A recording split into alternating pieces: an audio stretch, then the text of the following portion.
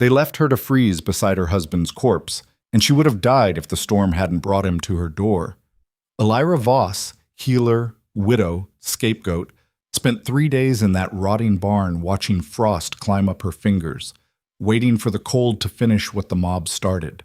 She didn't pray, didn't beg, just sat there in the dark with Thomas's body wrapped in her only blanket, wondering if hate burned hotter than fear in the hearts of people she'd once saved. Then the door exploded inward, and a man with a shotgun asked her one question. "You planning to die tonight, or you got other ideas?" This is her story. Stay until the end, hit that like button, and drop a comment telling me what city you're watching from.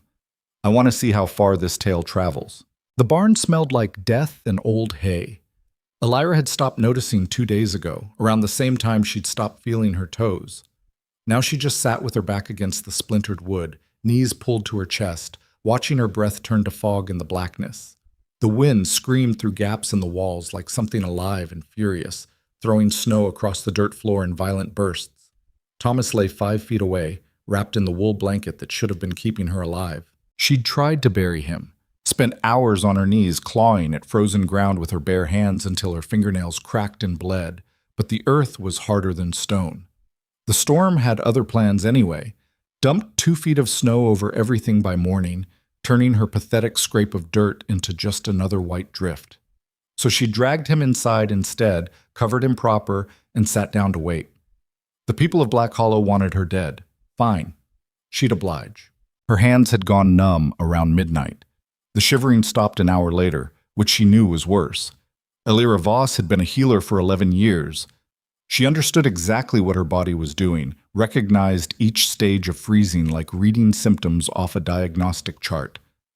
First, the extremities shut down to preserve the core. Then confusion set in, made people do stupid things like take their clothes off because the cold turned inside out and felt like burning. After that came the drowsiness. Then nothing. She almost laughed. Spent her whole adult life fighting death, keeping it away from other people's doors. And here it was finally collecting payment. There was symmetry in that. Poetry, even, if you were the sort of person who gave a damn about poetry while freezing to death in a barn. Elira wasn't. The birthmark on her collarbone itched under 3 layers of clothing. She scratched at it without thinking, nails catching on the collar of her dress. Port wine stain, the physicians called it. Dark red splotch spreading from just below her throat down across her left shoulder, shaped vaguely like a bird with spread wings. Her mother said it meant she was marked for something special. The town of Black Hollow decided it meant she was cursed. Funny how fast special turned into cursed when children started dying. It began in late autumn, just before the first snow. Emma Carver's boy, 6 years old, came down with fever and vomiting. Then the Hutchins twins. Then Mary Schaefer's daughter. One after another, kids across Black Hollow started getting sick. Same symptoms, same awful progression. High fever, stomach cramps, vomiting that wouldn't stop. Elira worked herself half to death trying to help them, mixing treatments, forcing fluids, sitting up through endless nights while parents sobbed in her kitchen. 3 children died anyway. Then the livestock started dropping. Cows, pigs, even the chickens. Animals that had been healthy one day just keeled over the next, frothing at the mouth. Jacob Morrow's entire herd, gone in a week. The Petersons lost everything. Panic spread through town like fire through dry grass, and people needed someone to blame. They chose her. It was Councilman Green who said it first, standing up during the emergency town meeting with that practiced, concerned face he wore when he wanted to sound reasonable. Now, I'm not saying Elira's doing it on purpose, but we have to consider all possibilities. That mark on her. My grandmother always said those were signs, and she's the only one treating these children, touching them, giving them remedies nobody else understands. Nobody mentioned that she'd been treating sick people in Black Hollow for over a decade without incident. Nobody brought up the families she'd saved, the infections she'd stopped, the difficult births she'd guided into the world. Fear didn't care about track records. The meeting turned into a shouting match. Some people defended her, Thomas loudest of all, standing up with his fists clenched, calling Green a coward and a fool. But the scared voices drowned him out. By the time the meeting ended, half the town had decided Elira Voss was a witch, and the other half was too frightened to argue. The first rock came through their window 3 nights later. Thomas wanted to fight, wanted to stand his ground, make them see reason, force the truth down their throats until they choked on their own stupidity. He was a good man, her husband, loyal, stubborn, convinced that justice and truth mattered more than they actually did. Elira loved him for it even while knowing it would get him killed. She was right about that, too. The mob came on a moonless night, 20 men with torches and clubs, and too much fear turning them into something ugly. They didn't even pretend to have a trial, just dragged Thomas out into the street and beat him in front of their house while Elira screamed and clawed at them like a wild animal. She got in a few good hits, broke someone's nose, left scratches down another man's face, before they pinned her down and made her watch. Thomas died hard. Took a long time. Councilman Green stood in the back the whole time, not participating but not stopping it either, just watching with those cold politician eyes. When it was over, he stepped forward and pronounced their sentence, exile. They had until dawn to get beyond Black Hollow's borders, or the next beating would be hers.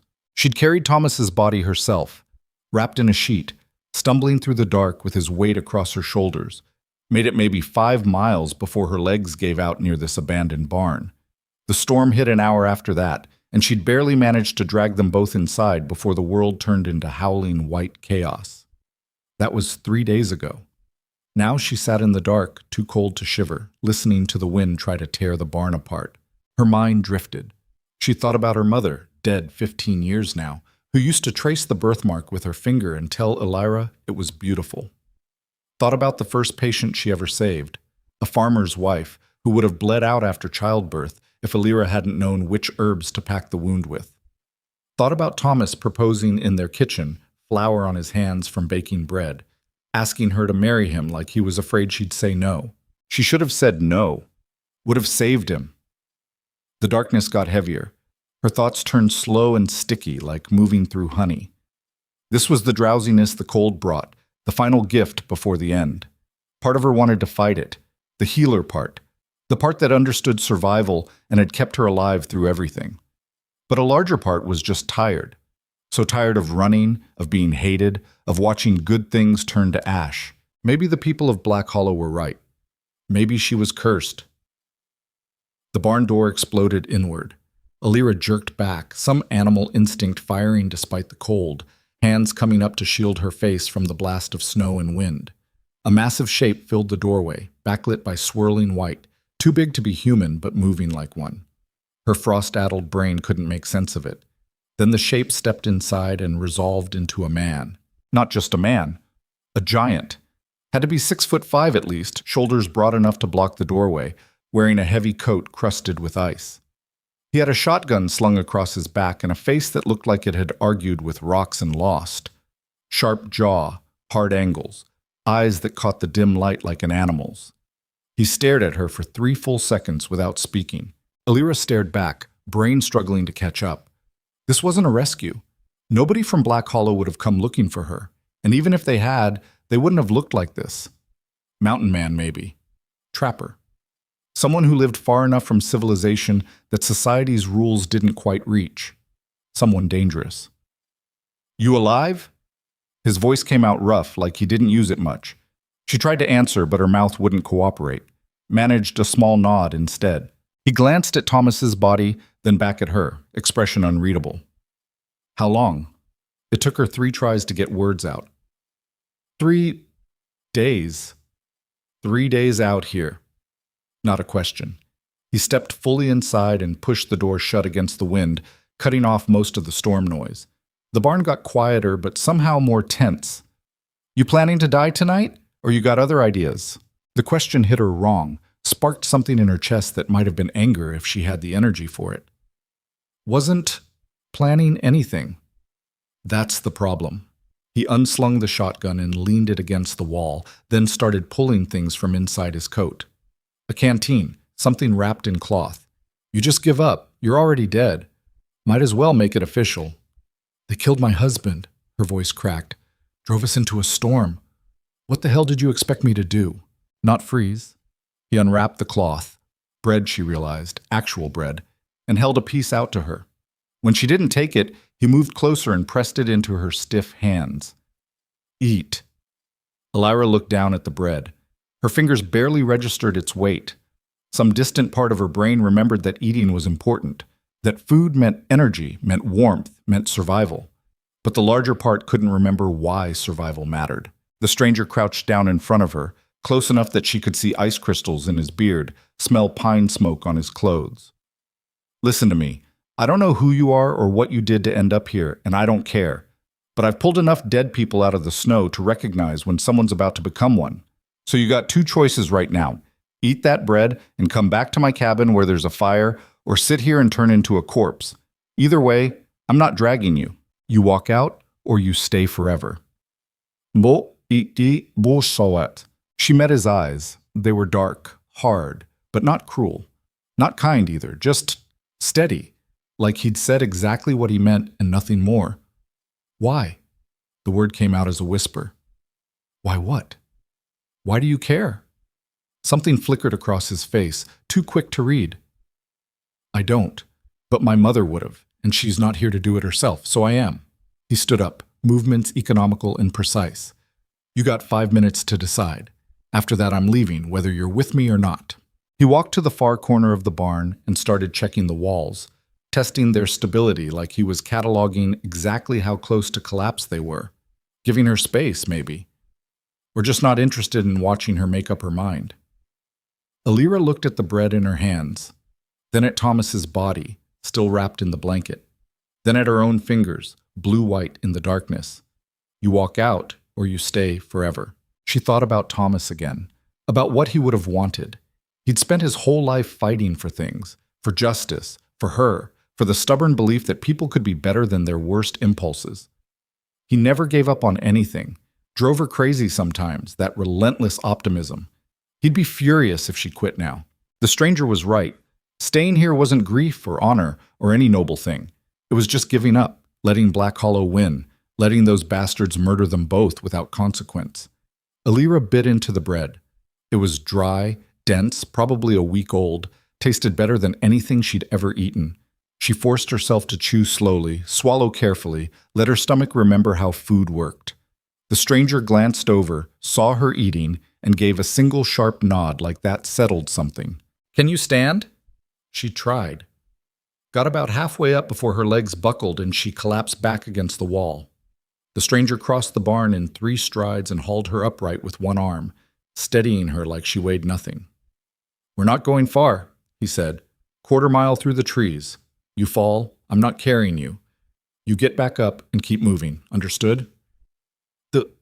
My husband. He's dead. You're not. Priorities. He pulled her arm across his shoulders, supporting most of her weight. You can come back when you're not dying and do whatever you need to do. Right now we move. There should have been more ceremony to it, more goodbye. But the stranger was already pulling her toward the door, and Alira's legs were stumbling forward on muscle memory, and then they were outside in the screaming wind, and she couldn't think about anything except putting one foot in front of the other. The storm tried to kill them immediately. Visibility dropped to nothing, just swirling white chaos and shapes that might have been trees. The cold bit through her clothes like teeth. She would have fallen in the first 30 seconds if the stranger hadn't kept her upright, his grip iron solid on her waist, pulling her forward through drifts that came up past her knees. He didn't slow down, didn't check if she was keeping up, just plowed forward through the storm like it wasn't even there, dragging her along in his wake. Alira lost track of time. Could have been 5 minutes or 50. Everything blurred into whiteness and cold, and the stranger's voice in her ear. Keep moving. Don't stop. Left foot. Right foot. There you go. Until suddenly there was a door and warmth and the smell of wood smoke. The cabin appeared out of the storm like magic. It was small, rough, built from logs that looked like they'd been there 100 years. Single room, stone fireplace already burning, sparse furniture that looked handmade. The stranger kicked the door shut and half-carried, half-dropped Alira into a chair near the fire. Heat hit her like a physical thing. Her skin started burning immediately. The pain of frozen tissue waking up. She gasped and tried to pull away from the fire, but the stranger held her in place. Hurts worse than freezing did, doesn't it? He was pulling her boots off, checking her feet. That's good. Means you still got feeling. Your toes are bad, but not dead. You'll keep them if you're lucky.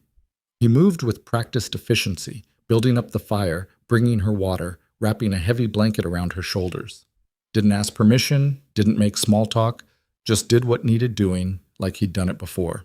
Elira sat there shaking, pain radiating up from her hands and feet, brain slowly coming back online.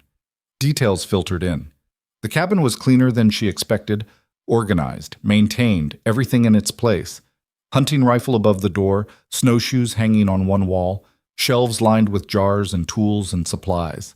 A single cot in the corner, blanket pulled military tight. This was someone's home. Someone who lived alone and liked it that way. The stranger poured something hot into a cup and thrust it at her. Drink, slow. It was some kind of broth, salted and fatty. She sipped carefully, letting warmth spread down her throat into her chest. Her hands started working again, enough to hold the cup on her own. Thank you. Her voice came out steadier now. Don't care. He was at the fireplace, adding another log. Names don't matter out here. I'm Elira Voss, and they do matter. He turned to look at her, something unreadable crossing his face. Garrick Hale. There. Now we're introduced. Changes nothing. It changes that I know who saved my life. Didn't save anything yet. You're not out of danger. Hypothermia can kill you hours after you get warm. You might still lose fingers or toes, and even if you survive the night, where exactly do you think you're going? A storm like this could last a week. He wasn't wrong. Elira looked down at her hands, watched them shake around the cup. I don't know. That's honest, at least.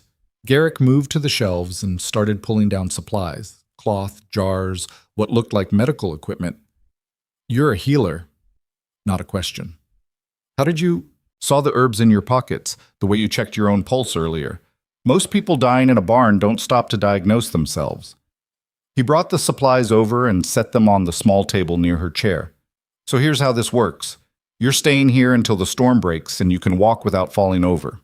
After that, you go wherever you want and we never see each other again. While you're here, you don't ask questions about me, I don't ask questions about you, and we both mind our own business. Agreed?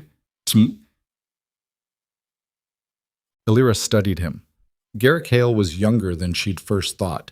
Maybe 35, though the hard living made him look older. Scars on his hands, calluses that spoke to years of manual labor, eyes that had seen too much and decided to stop seeing anything at all. Someone running from something, just like her. Agreed, she said quietly. He nodded and went back to the fire, dismissing her. Conversation over. Elira drank the broth and watched him move around the cabin, economical and precise. A man who'd carved out existence in the wilderness and wanted nothing from the world that had failed him. She understood that better than he probably realized. The fire crackled, wind howled outside. Her body hurt everywhere as sensation crept back into frozen tissue. But she was alive, warm, safe for the first time in days. It wouldn't last. Safety never did. But for right now, in this moment, Elira Voss let herself breathe. The storm raged on through the night. Till Elira woke to pale gray light and the smell of cooking meat. She was on the cot in the corner, didn't remember getting there, which meant Garrick must have moved her after she passed out. The blankets were heavy wool, scratchy, but warm. Her whole body ached like she'd been beaten, which wasn't far from the truth. Garrick stood at the fireplace tending something in a pan. He glanced over when she stirred but didn't speak. She sat up slowly, testing her body. Fingers and toes still attached, still painful, but functional. The worst of the hypothermia had passed. She'd survived the night. How long did I sleep? 16 hours. He flipped whatever he was cooking. Rabbit, she realized. Storm's still going. Might be another day or two before it breaks. 2 days trapped in a one-room cabin with a stranger who barely spoke. Elira looked around for something to do, some way to be useful. Her eyes landed on the medical supplies still sitting on the table. Your supplies are old, she said. Some of those herbs have lost potency. The bandages need replacing. Garrick turned to look at her fully. That an offer or criticism? Both. The corner of his mouth twitched. Not quite a smile, but close. Knock yourself out. Most of that stuff came from the last person who died out here.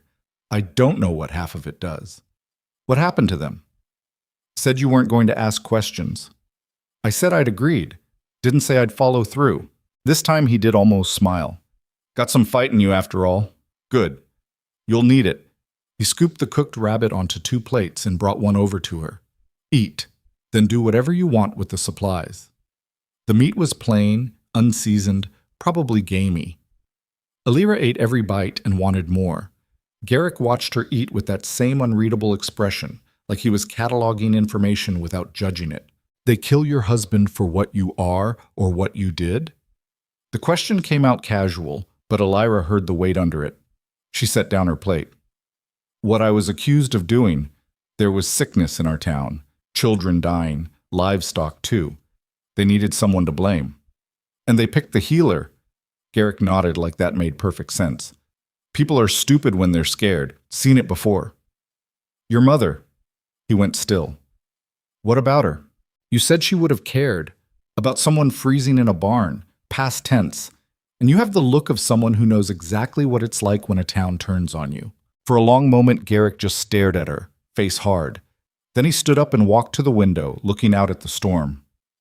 She was a midwife, delivered half the babies in our settlement. Then one of them died. Breech birth, nothing she could have done. And the father decided she'd cursed his family. Got people worked up, spreading rumors. They dragged her out of our house one night and beat her to death in the street.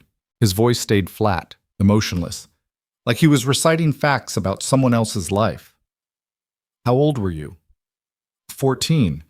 Old enough to remember, not old enough to stop it. He turned back from the window. After that I left. Came out here where people can't reach me and built this. He gestured at the cabin. Been here 11 years. Nobody bothers me. I don't bother them. Until you found me. Yeah, well, old habits. He grabbed his coat from its peg. Storm's easing up a bit. I'm going to check the traps, see if anything stupid enough to be out in this weather got caught. You stay here. Keep the fire going. Don't open the door for anyone except me. Anyone like who? I thought nobody comes out here. They don't usually. But Black Hollow's only 15 miles south, and people get ideas when they're desperate or angry. His eyes locked on hers. If you brought trouble with you, I need to know now. Alira thought about Councilman Green's cold eyes, about the mob that had murdered Thomas, about the way fear turned neighbors into monsters. If they think I'm alive, they'll come looking, she admitted. They were thorough about the exile. They'll want to make sure it's stuck. Garrick absorbed this with a slow nod. Then we keep you out of sight until the storm breaks and you're strong enough to travel. After that, you head north. There's settlements up in the high mountains that don't care about lowland politics. You'll be safe there. Just like that? You're going to risk bringing Black Hollow's anger down on yourself for a woman you met yesterday? Not planning to let them know you're here. He pulled on heavy gloves. And if they do find out, well, I've got the shotgun, and they've got fear. I know which one wins. He left before she could respond, door slamming shut against the wind. Alira sat in the sudden silence, processing. Garrick Hale was nothing like Thomas. Where her husband had been warm and optimistic and full of faith in people, this man was hard and isolated and trusted nothing. But there was something similar underneath. That same stubborn refusal to let injustice stand. That same willingness to risk everything for what was right. It would probably get him killed too. She spent the day organizing his medical supplies, discarding spoiled herbs and sorting what remained by use. The work was familiar, comforting. Let her brain focus on something other than the grinding weight of grief. She found materials to make fresh bandages, cleaned his crude surgical tools, even started a list of what he should gather when spring came. Garrick returned at dusk with 2 rabbits and a grouse. He glanced at the reorganized supplies without comment, just started preparing the evening meal. They ate in silence. Then Garrick pulled out a whetstone and started sharpening his hunting knife, the rhythmic scraping sound filling the cabin. Alira watched the fire, thoughts drifting. What was his name? Garrick asked without looking up. Thomas? Thomas Voss. He was a baker. Her throat tightened. Made the best bread in Black Hollow. People used to line up outside our house on Sunday mornings just to buy a loaf. Good man? The best I ever knew. Too good. He thought if he just explained the truth loud enough, people would listen. That justice mattered more than fear. She wiped at her eyes angrily. He was wrong. Usually are. Garrick tested the knife's edge with his thumb. Good men, I mean. They think the world works on logic and fairness, but the world doesn't give a damn about fair. It just is. That's bleak. That's honest. He set down the knife and looked at her. Your husband fought for you, died for you, sounds like. That means something, even if it didn't change anything. Most people don't get that much. Alira didn't know what to say to that, so she just nodded and stared into the fire until sleep took her. The pattern continued for 3 more days. Storm raged. Garrick checked traps and maintained the cabin. Alira organized supplies and slowly regained her strength. They spoke rarely, and when they did, it was practical. Pass the salt, fire needs wood, storm's breaking tomorrow maybe. But something shifted anyway. Some unspoken understanding that they were both people the world had chewed up and spit out, survivors by necessity rather than choice. It didn't make them friends, barely made them allies, but it was something. On the 4th morning, Alira woke to silence. The storm had finally stopped. Through the cabin's single window, she could see clear sky, pale and cold. Snow lay thick across everything, transforming the forest into something alien and beautiful. Garrick was already up, packing supplies. He noticed her watching and nodded toward the door. Storm's done. You can travel today if you're strong enough. Where? Told you. North, high mountains. There's a settlement up there, my grandmother's people. They'll take you in, no questions asked. He paused. It's a hard trip. 3 days through rough terrain and deep snow. You up for it? Alira tested her body, still sore, still weak, but functional. Do I have a choice? Always got a choice. Stay here and wait for Black Hollow to find you, or move now while you're still ahead. His eyes were steady. I know which one I'd pick. She stood up, pulled on the coat he'd loaned her. Then let's go. They were packed and ready to leave within the hour. Garrick took the lead, breaking trail through snow that came up to their knees. Alira followed in his footsteps, conserving energy. The world was stunning in its emptiness. Nothing but white forest and blue sky and the rasp of their breathing. They'd been traveling maybe 3 hours when Garrick suddenly stopped. Alira almost ran into his back. What? He held up one hand, silencing her, then pointed. In the distance, barely visible through the trees, were shapes, moving shapes, people, too many people. How many came looking for you? Garrick's voice was flat. Alira's stomach dropped. I don't know. They were angry enough for anything. Garrick swore quietly and pulled her behind a large pine. They crouched there, watching the figures move through the forest in a rough search pattern. 6 men at least, maybe more. Armed. Black Hollow had come to finish the job. Garrick's hand clamped over Alira's mouth before she could speak. His other hand pressed against her shoulder, forcing her lower behind the pine tree. Through the branches, she could make out the search party now. 7 men, maybe 8, spread out in a loose line, poking at snowdrifts with rifles and walking sticks. Looking for a body. Her body. They think you're dead, Garrick breathed directly into her ear, voice barely audible. Act like it. One of the men shouted something Alira couldn't make out. The others converged on a spot maybe 50 yards from where she and Garrick were hiding. Her heart hammered so hard she was certain they'd hear it. Garrick slowly removed his hand from her mouth and reached for the shotgun across his back. The movement was glacially slow, calculated not to make a sound. His eyes never left the search party. The men were digging now, clearing snow away from something. Alira caught a glimpse of weathered wood. The barn. They'd found the barn where she'd nearly frozen to death. Check inside. That was Councilman Green's voice, sharp and authoritative even at a distance. And someone find that body. The husband's corpse was in there 4 days ago. It should still be there. 2 men disappeared inside the barn. The others stood around smoking, stamping their feet against the cold. Casual. Like this was just another unpleasant chore. One of the men emerged from the barn shaking his head. Husband's still here, wrapped up like she left him. But there's no sign of the woman. No body, no tracks, nothing. Then she got out before the storm killed her, Green said. Spread out, search the area. She couldn't have made it far in her condition. The men fanned out again, this time in a tighter pattern that would bring them dangerously close to the pine tree. Garrick's jaw clenched. He glanced at Alira, then at the forest behind them, calculating. When I move, you move, he whispered. Steady. Stay low. Step where I step. Don't run. They'll hear it. Understand?" She nodded. Garrick waited until the nearest searcher had his back turned, then rose into a crouch and started backing away from the tree, moving deeper into the forest. Elira followed, mimicking his movements, placing her feet exactly where his had been. Every snapped twig sounded like a gunshot. Every breath felt too loud.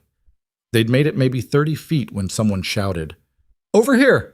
Fresh tracks!" Garrick swore and grabbed Elira's hand, all pretense of stealth abandoned. "Run!" They ran. The forest exploded with noise, men shouting, rifles being cocked, boots crunching through snow. Garrick pulled Elira along at a punishing pace, weaving between trees, using terrain to break line of sight. A rifle cracked behind them, and something hissed past Elira's head, close enough to feel the air move. "There! They're heading for the ridge." Garrick changed direction without slowing, dragging Elira toward a steep slope covered in pine saplings. He half slid, half fell down it, pulling her with him. They hit the bottom hard, snow exploding around them. Garrick was up instantly, hauling Elira to her feet. "Keep moving!" Her lungs burned, legs screamed, but terror kept her going, kept her stumbling forward through the snow. Behind them, the shouts were getting closer. The men from Black Hollow knew this terrain better than Garrick did. They'd hunted these woods their whole lives. They burst out of the tree line into a small clearing. Garrick skidded to a stop so fast Elira slammed into his back. In front of them was a frozen creek. Beyond that, more forest. But the ice looked thin, dark patches showing where the current ran fast underneath. "Can you swim?" Garrick asked. "What? No, Then you're about to learn." He grabbed her hand and stepped onto the ice. It held for about 3 seconds. Then the world dropped out from under her and Elira plunged into water so cold it stopped her heart. The current grabbed her immediately, pulling her under, spinning her around. She couldn't tell which way was up. Her mouth opened in a scream and water rushed in.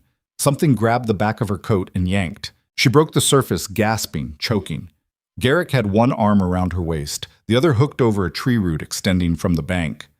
He hauled them both out of the water and onto solid ground in one violent motion, then collapsed next to her, both of them shaking and soaked. "You all right?"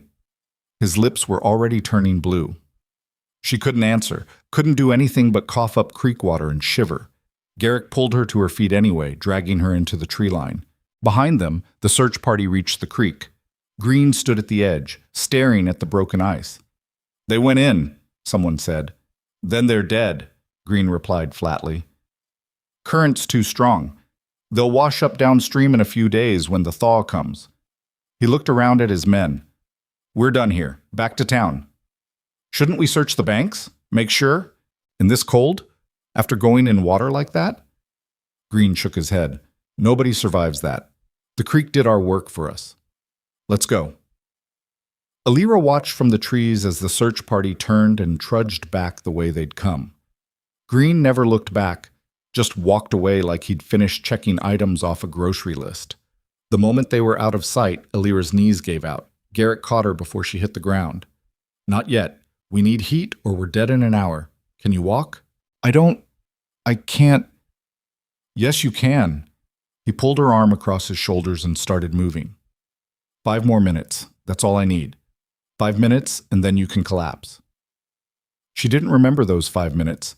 Didn't remember her feet moving or the forest passing by or anything except cold that made her earlier hypothermia feel like a warm bath. Her brain shut down, running on pure animal survival instinct. Then there was a cave. Small, shallow, barely deeper than a closet, but it cut the wind. Garrick shoved her inside and immediately started stripping off her wet clothes. "What are you—" "Saving your life. Get those off before they freeze to your skin." His hands were shaking badly but still efficient, pulling off her coat, her dress, everything down to her chemise. Then he stripped his own wet clothes and pulled both sets of dry clothes from the waterproof pack he'd been carrying. The pack. He'd held on to the pack even while falling through ice, even while pulling her from the current. He thrust dry clothes at her. "Put these on. Fast." She obeyed mechanically, fingers barely working. The dry wool felt like sandpaper against her ice-burned skin, but she didn't care. Garrick dressed just as quickly, then pulled out a small metal box from the pack and started building a fire at the cave entrance with hands that wouldn't stop shaking. It took him 6 tries to get the flint to spark.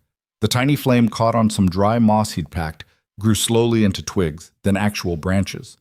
Warmth began to fill the cramped cave. Garrick fed the fire carefully, methodically, until it was putting out real heat. Only then did he sit back against the cave wall and close his eyes. "That was stupid," he said. "Which part?" Alira's teeth were chattering so hard she could barely speak. "All of it. Going onto that ice, not checking the search pattern better, letting them get that close in the first place." He opened his eyes and looked at her. "You almost died. Again. I'm getting real tired of pulling you back from that edge." "Nobody asked you to." "Yeah, well, somebody should have." They sat in silence, shivering despite the fire. Outside, snow started falling again. Light flurries that might turn into another storm. Elira pulled her knees to her chest and stared into the flames. "Thank you," she said quietly. "For the creek. For all of it." Garrick grunted.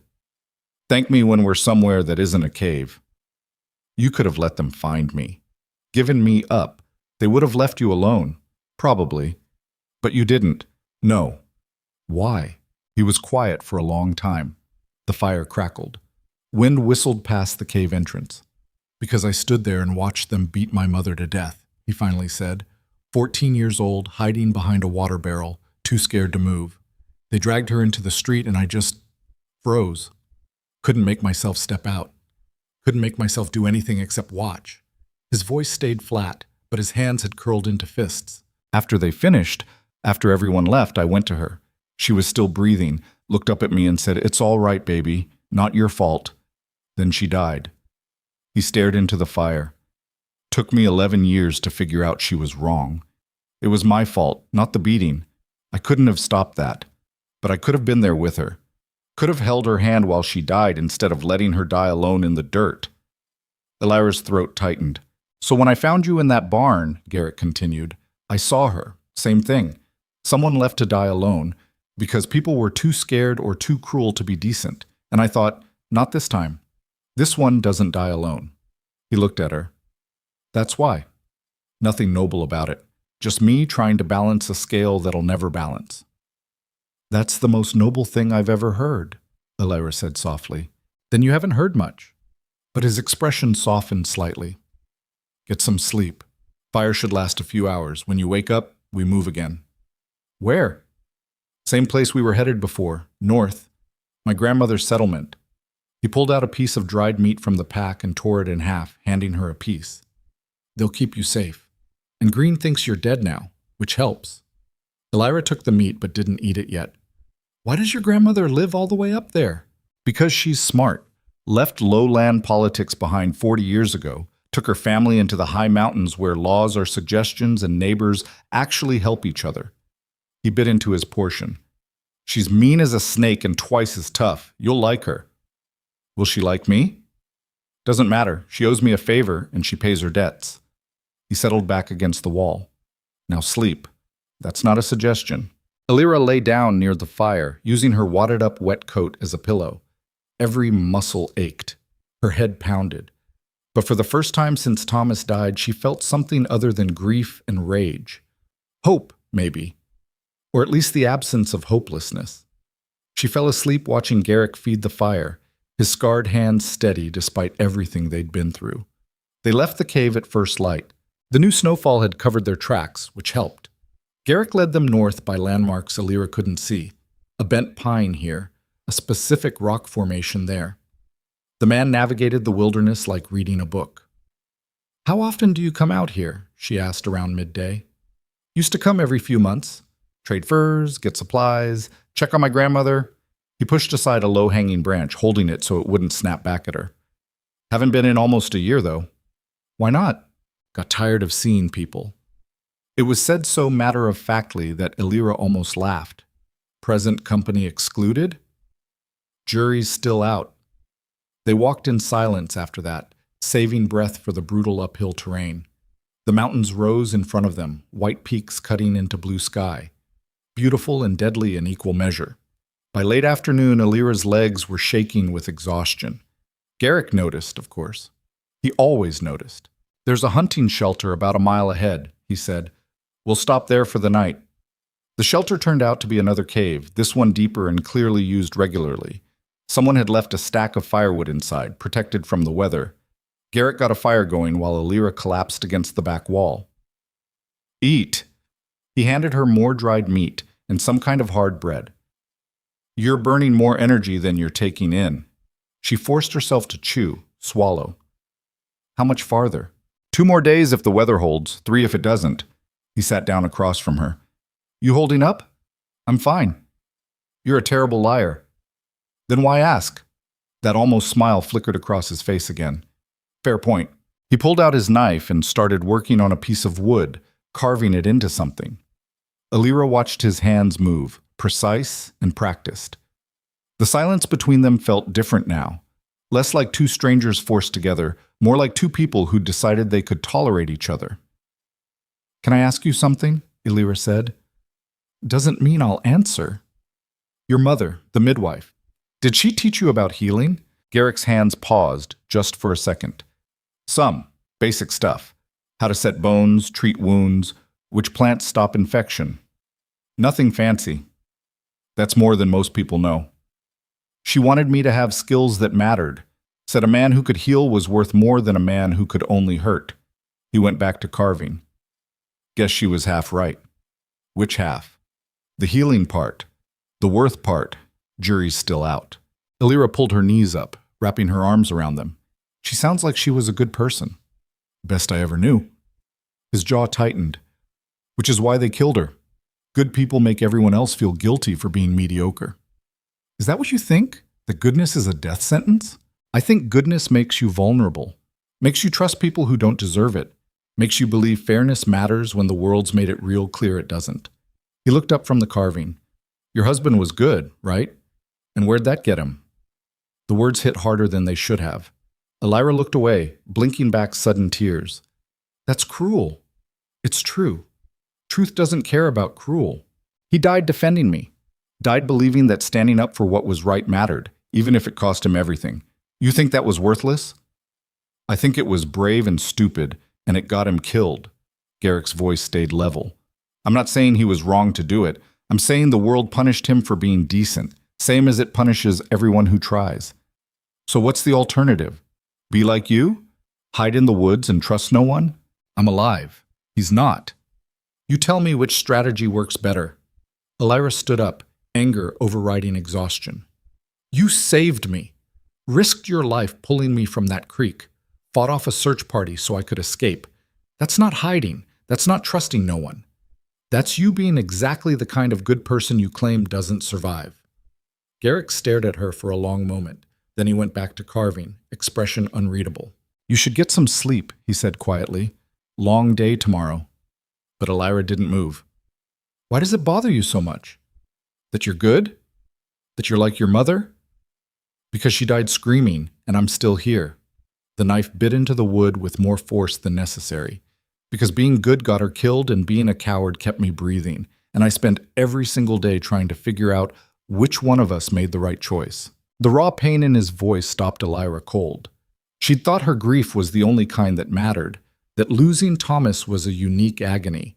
But Garrick had been carrying his dead for 21 years, dragging that weight through every day, and it hadn't gotten lighter. It had just gotten familiar. She sat back down, slower this time. I don't think she'd agree with you. She's dead, doesn't get a vote. She told you it wasn't your fault. Right before she died. That sounds like someone who didn't want you carrying this. Then she should have stayed alive to tell me herself. His hands were shaking now, knife slipping. He set it down abruptly. I'm going to check the perimeter. Stay here. He left before she could respond, disappearing into the twilight outside the cave. Alira sat by the fire alone, listening to wind howl through the mountains. She understood now why Garrick lived the way he did. Solitary, defensive, pushing people away before they could leave. He'd spent 2 decades building walls, and she'd just taken a sledgehammer to them. She should probably apologize. But she wasn't sorry, because Garrick Hale needed someone to tell him the truth, same way she'd needed someone to pull her from a frozen creek. They were both drowning, just in different ways. He returned an hour later, face carefully neutral, sat down across from her and picked up the carving again without a word. I'm sorry, Elira said anyway. For what? Pushing. You saved my life. I shouldn't have. You were right. He didn't look up from the wood. I am like my mother. Spent 11 years pretending I wasn't, but you saw through that in 4 days, so yeah, you're right. That's not a bad thing, Garrick. It's not a good thing either. It just is. He held up the carving. It was a bird, wings spread, rough but recognizable. Here, for surviving your second almost death. Elira took it carefully. The wood was smooth under her fingers, warm from his hands. It's beautiful. It's a bird. Don't read too much into it. But she could see the port wine stain he'd carved into the bird's chest, barely visible unless you looked close. He'd been paying attention, had noticed her birthmark and turned it into something deliberate instead of accidental. Thank you, she said softly. Garrick shrugged and lay down, turning his back to the fire. Get some sleep. 2 more days and you're someone else's problem. But his voice lacked the usual edge, and when Elira tucked the carved bird into her pocket, she saw him watching her from the corner of his eye. They left at dawn and walked until her feet bled. The terrain got worse as they climbed higher. Steep slopes, hidden ice, places where one wrong step meant a 100-foot drop. Garrick moved through it like a mountain goat, occasionally glancing back to make sure she hadn't fallen off something. By midday on the second day, Elira was running on fumes. Her vision kept blurring. Legs stumbled over nothing. Garrick finally called a halt near a frozen waterfall and made her eat half their remaining supplies. You're going to get yourself killed, he said, watching her force down dried venison. Slow down. We've got time. You said 2 days. I said 2 days if you don't collapse. 3 is fine. 4 is fine. Dead is not fine. I'm not going to die. That's what everyone says right before they die. Despite everything, Elira laughed. It came out hoarse and half crazy, but it was still a laugh. Garrick looked at her like she'd lost her mind. What's funny? You, me, all of this. She gestured at the frozen wilderness around them. A week ago, I was waiting to freeze to death. Now I'm hiking through mountains with a man who carves birds and pretends he doesn't care if people live or die. It's absurd. Most things are when you think about them too long. Do you ever think about anything else besides survival? Garrick considered this seriously. Sometimes I think about fishing. There's a lake up near my grandmother's place, real clear water, full of trout. I used to sit there for hours when I was a kid, just quiet, peaceful. That sounds nice. It was. He stood up, offering her a hand. Come on. One more push and we'll make the ridge before dark. She took his hand and let him pull her up. Her feet screamed in protest, but she ignored them. Just kept walking, step after step, following Garrick through the wilderness. They reached the ridge at sunset. Elira crested the top and stopped dead, breath catching in her throat. Below them, nestled in a valley between peaks, was a settlement. Maybe 40 buildings, smoke rising from chimneys, livestock in pens. People moving between houses like ants, signs of life and civilization in the middle of nowhere. Welcome to Last Ridge, Garrick said. End of the world and start of everywhere else. They descended as darkness fell, following a narrow path that looked like it had been carved by goats. Lights appeared in windows below. Dogs started barking. A woman stepped out of the largest building as they entered the settlement. She was ancient, spine bent from age, but her eyes were sharp as knives, white hair pulled back in a severe bun. Dressed in furs and leather that had seen decades of use. Those sharp eyes locked on Garrick. You're late. Hello, grandmother. Don't hello me. Where have you been? I expected you last spring. Her gaze shifted to Elira, assessing. And who's this? Someone who needs help. They always do. The old woman stepped closer, peering at Elira's face. Then she grabbed Elira's collar and pulled it aside, revealing the port wine birthmark. Healer mark. Haven't seen one of those in 30 years. She released the collar. What happened? Her town tried to kill her, Garrick said simply. She needs somewhere safe. Tried to kill her for what? What did she do? Nothing. They were scared. The old woman snorted. Of course they were. Lowlanders always are. She studied Elira for another long moment, then nodded. Fine. She can stay. But she earns her keep. We don't have room for dead weight. She's a healer, Garrick said. A real one. She'll earn it. We'll see. The old woman turned and started walking toward the large building. Come on then. Both of you need food and sleep. We'll sort out details in the morning. Elira followed, legs barely holding her up. Inside, the building was warm and crowded. Communal dining hall looked like. 20 people sat at long tables, eating and talking. They all looked up as the door opened. Garrick's grandmother clapped her hands once. This is Elira. She's staying. Anyone got a problem with that? Take it up with me. Nobody said a word. Good. Marcus, get her a bowl of stew. Garrick, you're on your own. You know where everything is. She pointed at an empty chair near the fire. Sit, eat, then sleep. Tomorrow we figure out what kind of healer you actually are. Elira sat, and someone pressed a bowl of hot stew into her hands. She ate mechanically, too exhausted to taste it. Garrick sat across from her, eating his own portion in silence. Around them, conversation gradually resumed.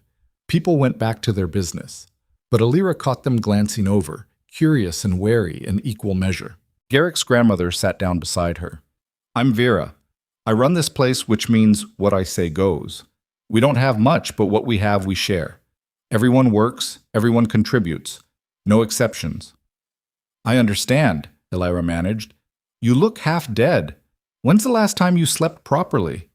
I don't remember. Vera nodded, unsurprised. Common problem. Marcus. The young man who'd brought the stew hurried over. Show her to the guest room. Make sure she's got blankets and water. Marcus nodded and gestured for Elira to follow. She stood up, legs shaking, and glanced back at Garrick. He was watching her with that same unreadable expression. Thank you, she said, for everything. Don't thank me yet. You haven't met the rest of these lunatics. But Vera was smiling. He likes you. Doesn't like many people. I don't like anyone, Garrick corrected. Exactly. Vera patted Elira's hand. Get some rest, girl. Tomorrow's going to be long. Marcus led her to a small room with a real bed, real blankets, and a window overlooking the valley. Elira collapsed onto the mattress and was asleep before her head hit the pillow. She dreamed of frozen creeks and carved birds, and Garrick's voice saying, "You walk out or you stay forever," over and over, until the words lost meaning and became just sound, just rhythm, just the steady beat of survival against impossible odds. When she woke, sunlight was streaming through the window, and someone was knocking on her door. Miss Elira? A woman's voice, young. Grandmother Vera says it's time. There's people who need help. Elira sat up, body protesting. What kind of help? The healing kind. You are a healer, right? She looked down at her hands, scarred, capable, still shaking slightly from exhaustion. Thought about Thomas and her practice in Black Hollow, and the families she'd saved before fear turned them against her. Yes, she said, standing up. I'm a healer. The door opened, and a girl no more than 16 peered inside. Good. Because old Joseph's leg is infected, and he won't let anyone touch it except a real healer. Says everyone else is just guessing. Smart man. Elira grabbed her coat. Show me. As she followed the girl through Last Ridge, passing buildings and people who stared at her with cautious hope, Elira felt something shift inside her chest. Not quite healing. The grief was still there, still raw, but maybe the beginning of purpose again. Maybe the start of becoming someone other than the woman they'd left to die. Garrick was waiting outside old Joseph's house. He nodded when he saw her. Ready? Elira took a breath, squared her shoulders. Ready. Old Joseph's house smelled like rotting flesh and desperation. The moment Elira stepped inside, her healer instincts kicked in, cataloging everything. Single room, sparse furniture, fire burning low in the corner. And there on a cot against the far wall was Joseph himself. Maybe 70, skin like old leather, jaw clenched so tight the muscles stood out like cords. His right leg was propped on a pile of blankets, swollen to twice its normal size and radiating heat she could feel from 6 feet away. About damn time, Joseph growled. Been waiting 3 days for someone with actual sense to show up. Elira crossed to the cot and knelt beside it, already reaching for his leg. How long has it been like this? Week and a half? Cut it on some rocks while checking traps. Thought it was fine. He winced as she gently probed the swollen tissue. Turns out I was wrong. You were very wrong. The infection had spread from a jagged cut just above his ankle, red streaks climbing up toward his knee. The wound itself was leaking pus and smelled like death. Why didn't you let someone treat this sooner? Because everyone up here learned healing from their mothers who learned from their mothers, and half of them are just making it up as they go. His eyes locked on hers. You got the mark. That means you were trained proper, not just taught kitchen remedies. Alira pulled back the blanket fully to examine the leg. The mark doesn't mean anything except I was born with it. Means something to me. My wife had one just like it, different spot, best healer in 3 valleys. His voice softened. She's been gone 12 years now. I'm not letting some amateur hack at me and call it medicine. Behind her, Garrett cleared his throat. Can you fix it? Alira studied the leg, calculating. The infection was bad, but not impossible. If she could clean the wound properly, drain the abscess, get the right herbs into him, he'd probably survive. Probably. The alternative was amputation or death. I can try, she said carefully, but it's going to hurt worse than anything you've felt in your life. And there's no guarantee it works. The infection's had too long to spread. Joseph barked out a laugh. Girl, I've been shot, stabbed, mauled by a bear, and thrown off a cliff. You think a little pain scares me? A little pain, no. What I'm about to do to your leg, that might. Then get started before I lose my nerve. Alira turned to Garrick. I need hot water, clean cloth, the sharpest knife you can find, and whatever medicinal supplies this place has. Also someone strong to hold him down. I'll hold myself down, Joseph protested. No, you won't. Nobody does. She looked at Garrick. Can you do it? He nodded once and left. The young girl who'd brought Alira here, her name was Sarah, Alira learned, hurried after him to help. That left Alira alone with Joseph. You scared? The old man asked. Terrified.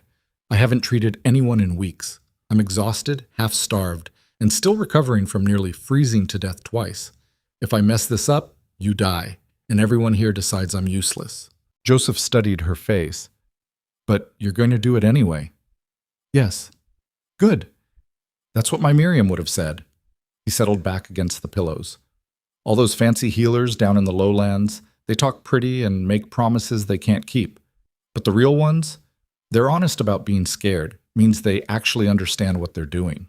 Garrick returned with supplies, Vera right behind him carrying a pot of steaming water. The old woman took one look at Joseph's leg and whistled low. You stubborn old goat, that leg should have come off 3 days ago. You're not taking my leg, Vera. I'm not. She is. Vera nodded at Alira. Or she's saving it. Either way, quit arguing and let her work. Alira laid out her supplies methodically. Knife, boiled and cleaned. Cloth strips for bandages. A jar of something that smelled like pine and alcohol. Primitive antiseptic. Better than nothing. Some dried herbs she recognized. Others she didn't. She'd have to improvise. Sarah, I need you to boil these. She handed the girl a selection of herbs. Steep them until the water turns dark, then bring me the liquid. Garrick, hold his shoulders. Vera, hold his good leg. When I start cutting, he's going to try to fight. I told you I can handle... Joseph's protest cut off as Alira placed the knife against his infected leg. Last chance to change your mind, she said. Just do it. She cut. Joseph's scream rattled the windows. His whole body arched off the cot, muscles going rigid. Garrick's hands clamped down on his shoulders, holding him flat. Alira worked fast, opening the wound wider, letting infection drain. The smell made her gag, but she kept going, cutting away dead tissue, exposing healthy flesh underneath. Almost done, she lied. She wasn't even close. The abscess was deeper than she'd thought. She had to go in twice more, each cut bringing fresh screams. Joseph cursed her in 3 different languages, voice going hoarse. Sweat poured down his face. But he didn't pass out, didn't stop fighting. Finally, mercifully, she hit clean tissue. The wound was draining clear fluid now instead of pus. Alira flushed it with the antiseptic. Joseph's screams went up another octave, then packed it with the boiled herbs Sarah had prepared. Bandages, she said, hand shaking. Vera handed them over and helped her wrap the leg, tight enough to keep the herbs in place, but not so tight it cut off circulation. When they finished, Joseph was conscious, but barely, chest heaving, face the color of old paper. Still got the leg? He rasped. Still got it. Alira sat back on her heels, hands covered in blood. But you're not out of danger. If the infection comes back, we're doing this again. Or taking the leg, your choice. I'll take option 1. Then you do exactly what I tell you. No arguing, no ignoring instructions, no deciding you know better. Understood? Joseph managed a weak grin. Yes, ma'am. Vera helped Elira to her feet. Come on. You need to clean up and eat something before you fall over. Outside, Elira's legs nearly gave out. Garrett caught her elbow, steadying her. You all right? I just cut a man's leg open without proper anesthetic or surgical tools in a house that probably hasn't been cleaned in a decade. I'm the opposite of all right. But you did it, and he's alive. For now, she looked down at her bloody hands. Ask me again in 3 days when we know if the infection's really gone. Vera led them to the communal hall where someone had prepared a basin of hot water. Elira scrubbed her hands and arms until the water ran pink, then red, then finally clear. Her whole body was shaking, adrenaline crash hitting hard. Eat! Garrick pushed a bowl of stew into her hands. Before you pass out. She ate mechanically, not tasting anything. Around them, word was spreading through the settlement. The new healer had saved old Joseph's leg, or tried to anyway. People kept glancing over at her, curious and hopeful and wary all at once. They're going to want you to look at everything now, Vera said, sitting down across from her. Every cough, every ache, every stubbed toe. You ready for that? Does it matter if I'm ready? Not particularly, but I'm asking anyway. Elira set down the bowl. In Black Hollow, I had a clinic. People came to me when they needed help, and I treated them. That was my life for 11 years. Then they turned on me, killed my husband, and drove me into the wilderness to die. Now I'm here, and all I want is to be useful again. So yes, I'm ready. Vera nodded slowly. Your husband. Garrick told me some. He fought for you? Died for me. That's love then. Real kind, not the pretty kind they write songs about. Vera's weathered hand covered Elira's. My husband was like that. Jumped in front of a rock slide to push me clear, saved my life, cost him his. Been 43 years and I still miss the stubborn bastard. Does it get easier? No, you just get tougher. She squeezed Elira's hand once, then released it. Come on. I'll show you where we keep the medical supplies. Most of it's junk, but maybe you can work with it. The supply room was barely bigger than a closet, shelves lined with jars and bundles of herbs in various states of decay. Elira spent an hour sorting through it all, salvaging what she could and making lists of what they needed. Vera watched her work, occasionally commenting on where certain plants grew or which hunter knew the good gathering spots. You're like my Miriam, Vera said eventually. Joseph's wife. She had that same way of moving, efficient, no wasted motion. Knew what she was doing and didn't apologize for it. Joseph said she was a good healer. Best I ever knew.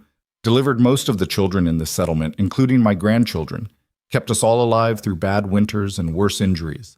Vera's expression softened. When she died, we lost more than a healer. Lost someone who held this whole place together. That's a lot of pressure. It is, but someone's got to carry it. Vera's sharp eyes fixed on Elira.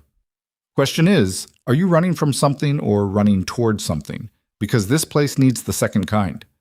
Elira looked down at the herbs in her hands. Yarrow, good for bleeding. I don't know yet. Ask me again in a month. Fair enough. Vera stood up, joints cracking. Get some rest. Tomorrow you'll have a line of people wanting attention.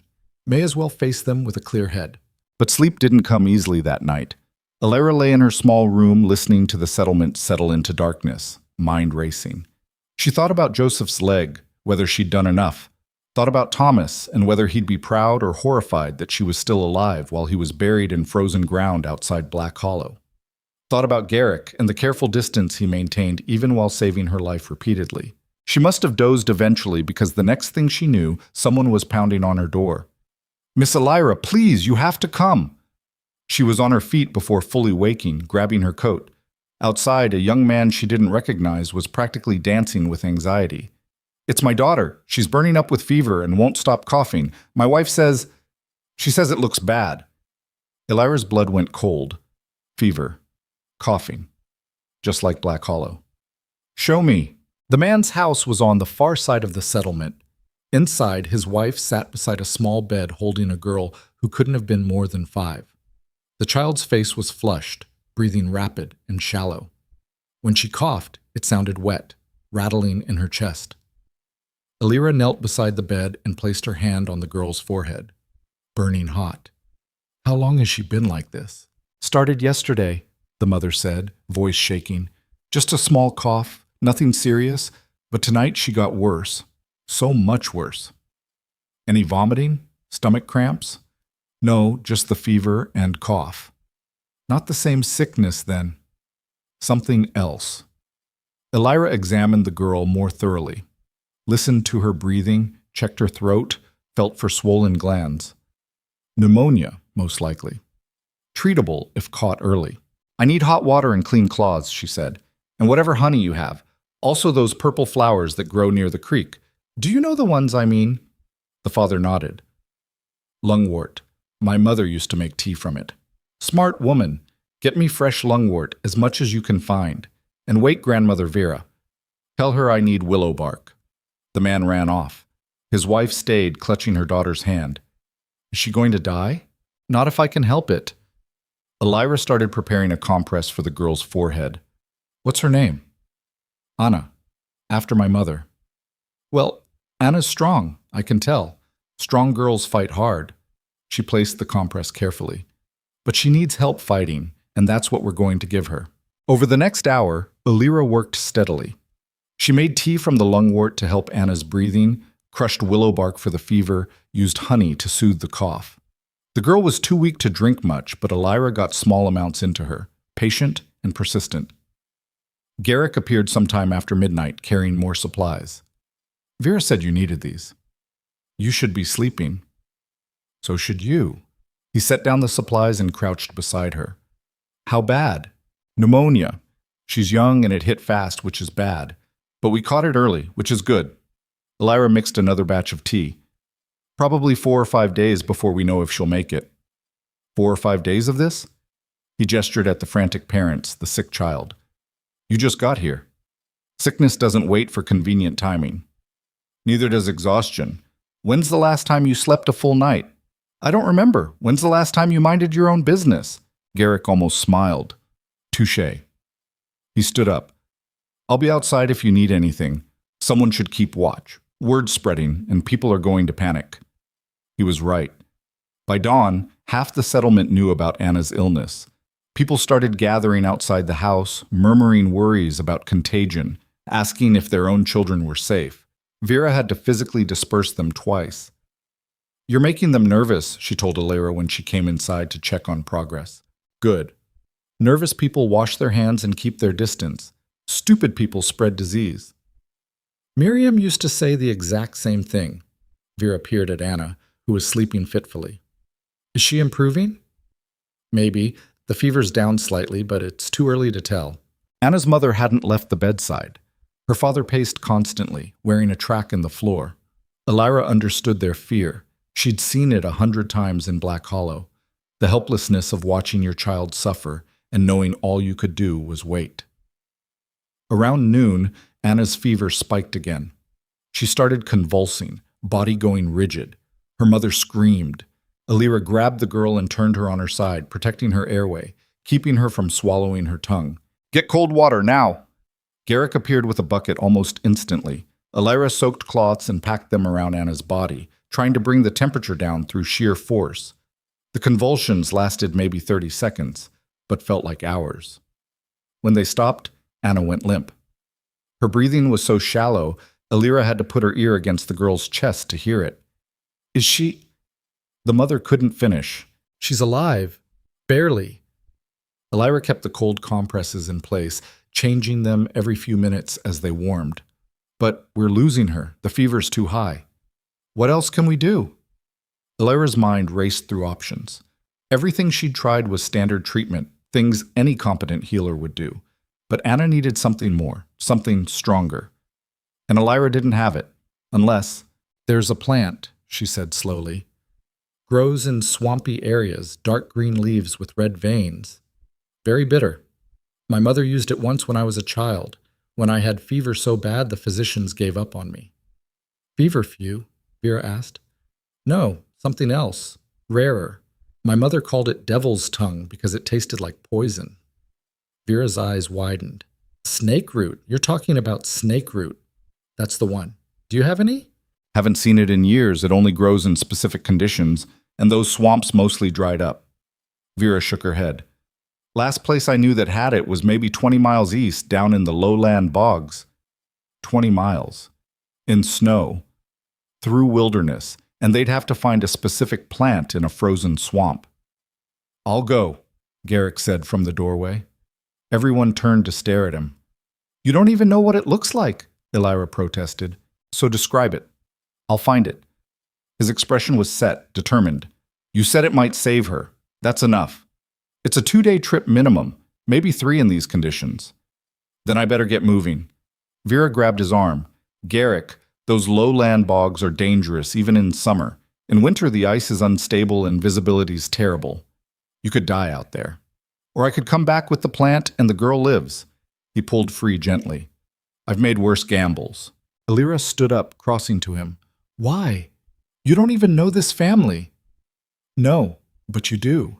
And you're trying to save her, which means she's worth saving. He looked at Anna, small and fragile on the bed.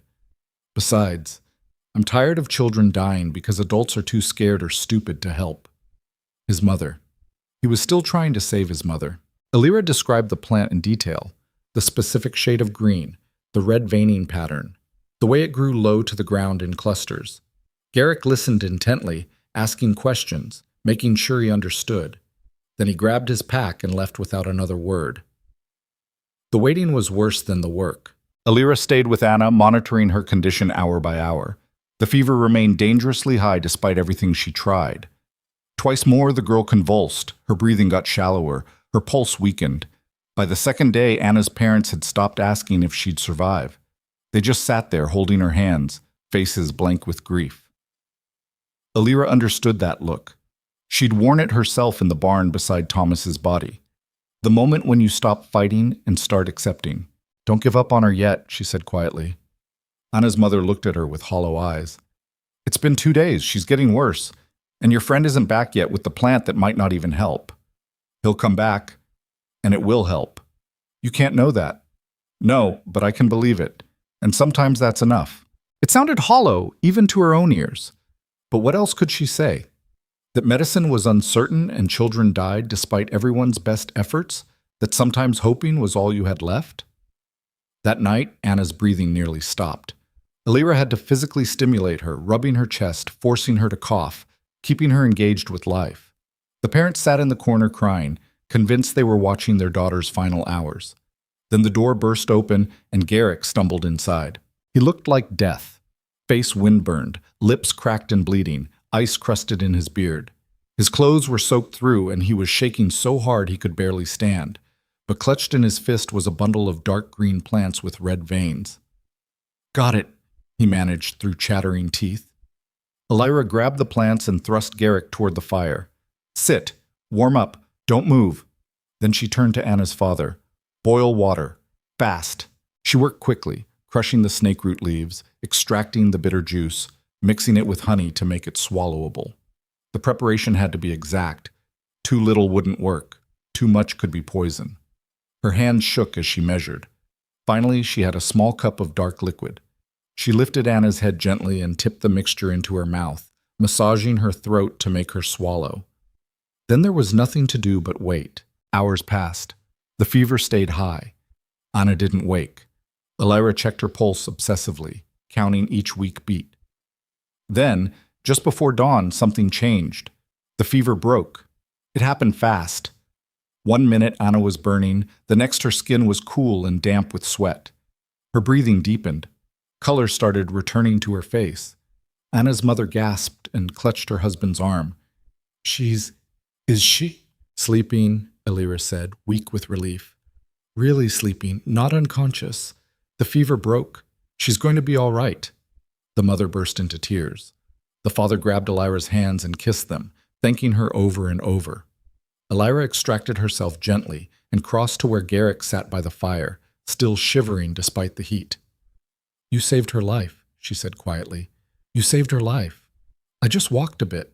20 miles through a blizzard to find a plant you'd never seen before in a frozen swamp. That's not walking a bit. He looked up at her. eyes exhausted but satisfied. Yeah, well, turns out I'm not as good at not caring as I thought. Elira knelt beside him and checked his hands. Frostbitten fingertips, nothing permanent but painful. You're an idiot. Probably. A stubborn, reckless idiot who's going to lose these fingers if you don't let me treat them. Then I guess you better treat them. She did, working carefully, warming the damaged tissue, applying salve.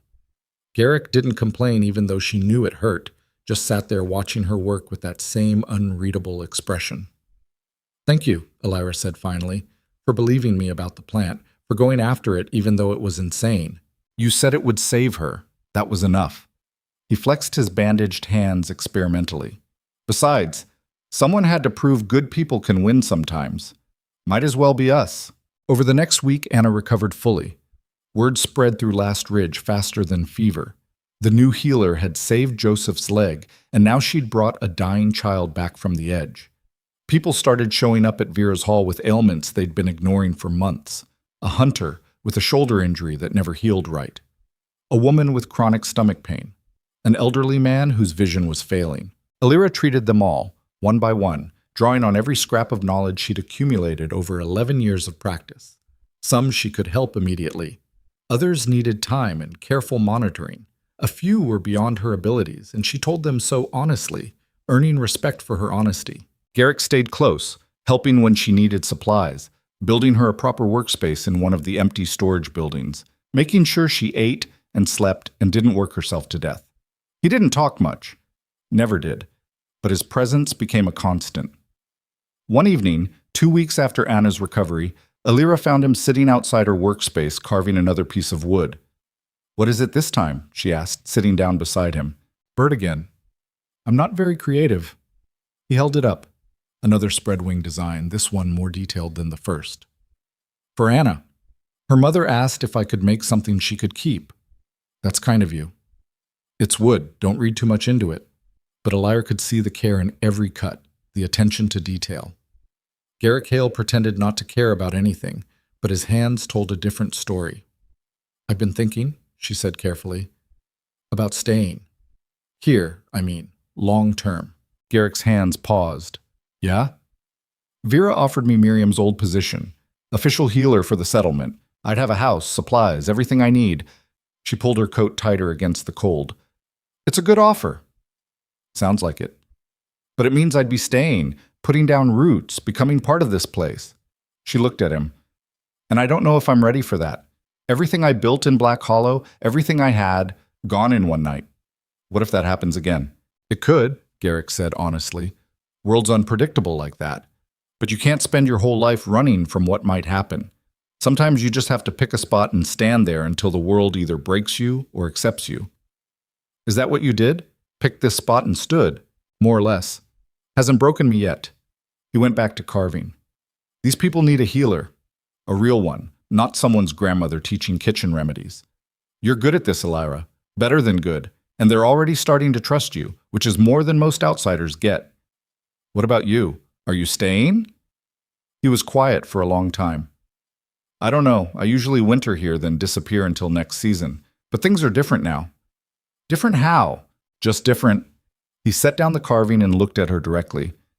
You should take Vera's offer. Build something here. You've earned it. Before Elira could respond, Sarah came running up, breathless. Miss Elira? Riders coming up the valley. A lot of them. Garrick was on his feet instantly. How many? At least 20, maybe more. They're still a ways out, but moving fast. Elira's stomach dropped. Black Hollow. You don't know that, Garrick said, but his hand was already on his knife. They hurried to the settlement's eastern edge where a small crowd had gathered. Vera stood at the front, hand shading her eyes, peering at the approaching riders. That's not a trading party, she said grimly. Too many horses, too much urgency. As the riders got closer, Elira could make out details. Armed men, grim faces, and at the front, riding a black horse, was Councilman Green. It's them, she whispered. They found me. Garrick stepped in front of her. No one's taking you anywhere.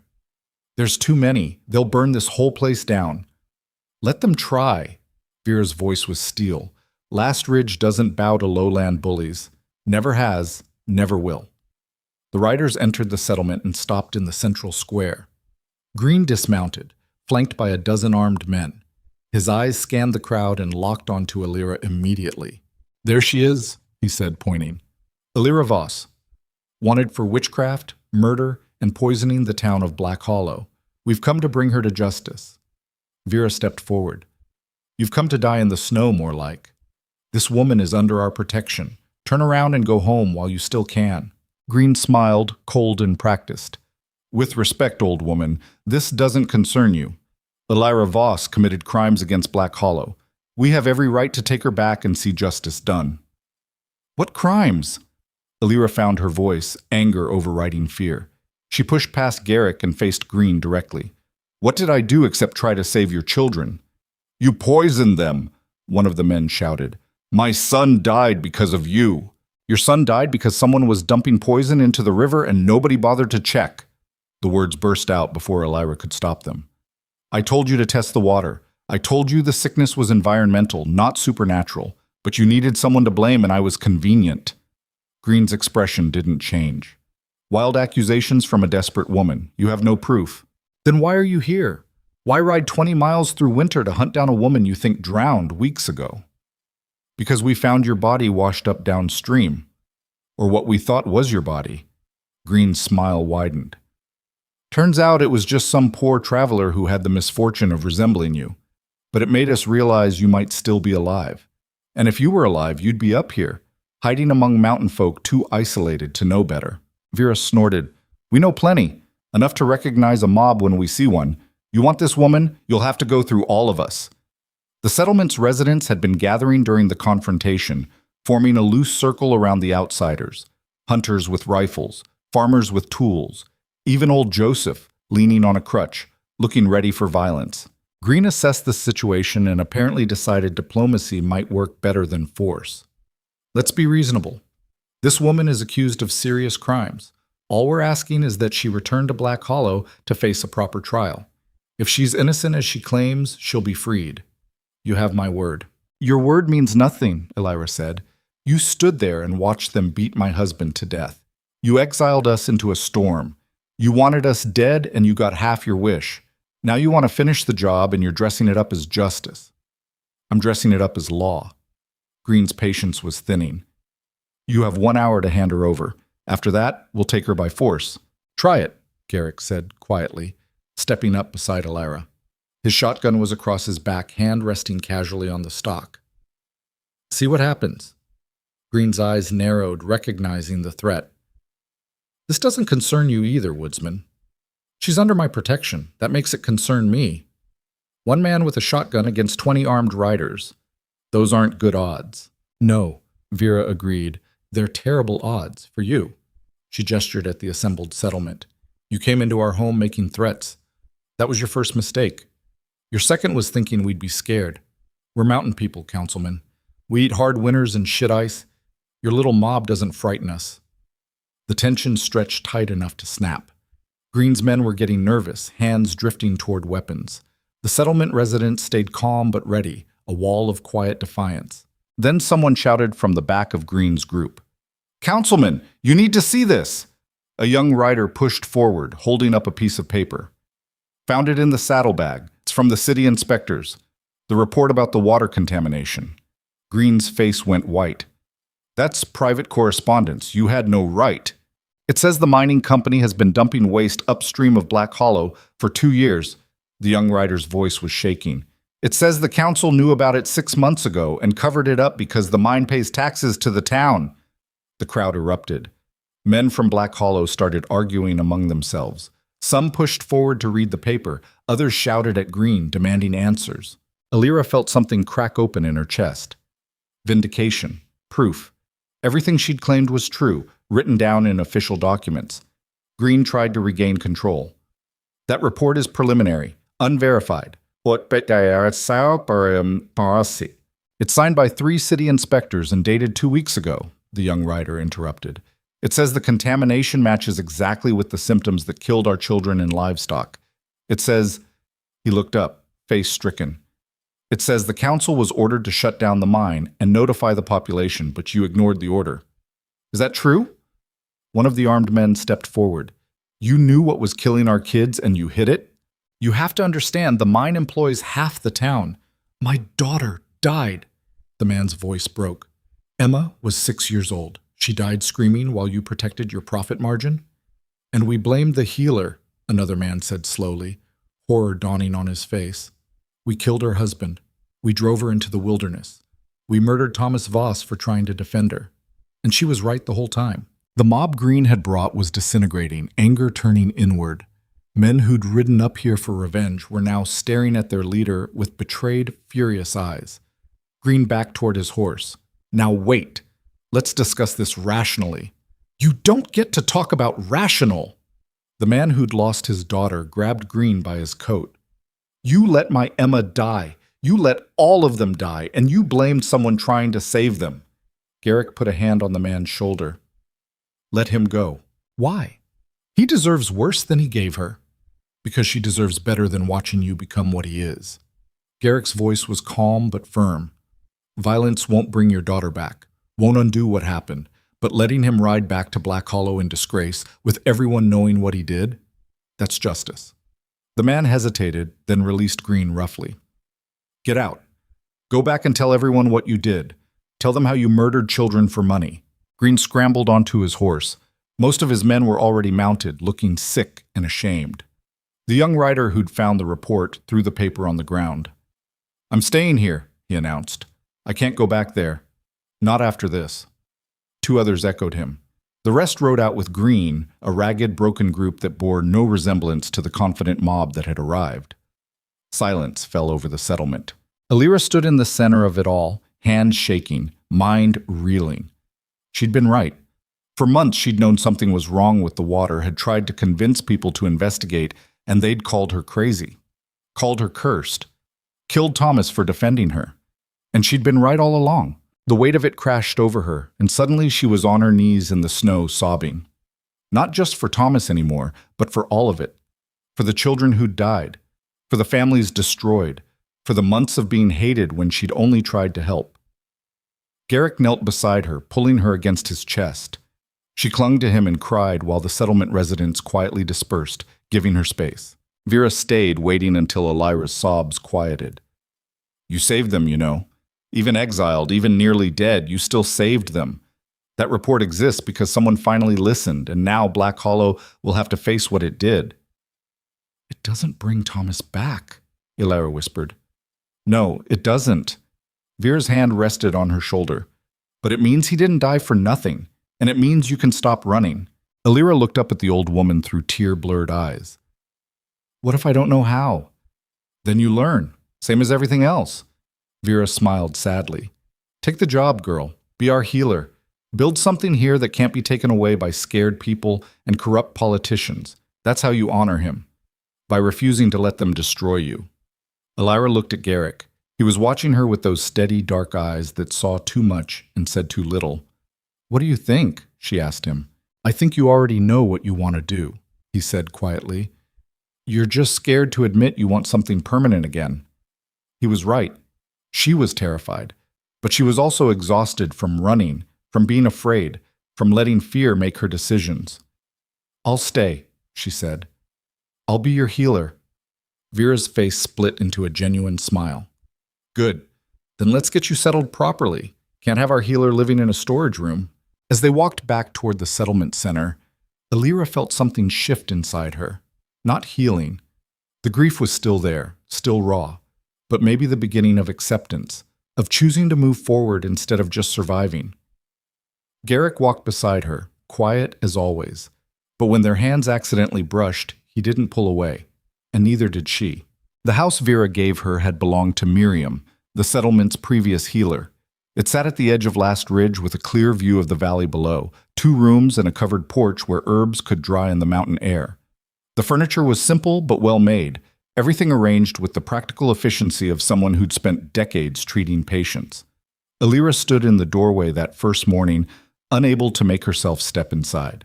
It feels like stealing, she said to Garrick, who'd insisted on helping her move the few possessions she'd accumulated. It's been empty 12 years. Miriam's not using it. He pushed past her with an armload of supplies, and Vera offered it. That's not stealing, that's accepting. What if I can't live up to what she was? Everyone here loved her. I'm just the broken woman you dragged out of a barn. Garrick set down the supplies and turned to face her. You saved Joseph's leg when everyone said it was impossible. You brought Anna back from death. In 3 weeks, you've treated half this settlement and earned their respect doing it. So stop comparing yourself to a dead woman and start being the living one.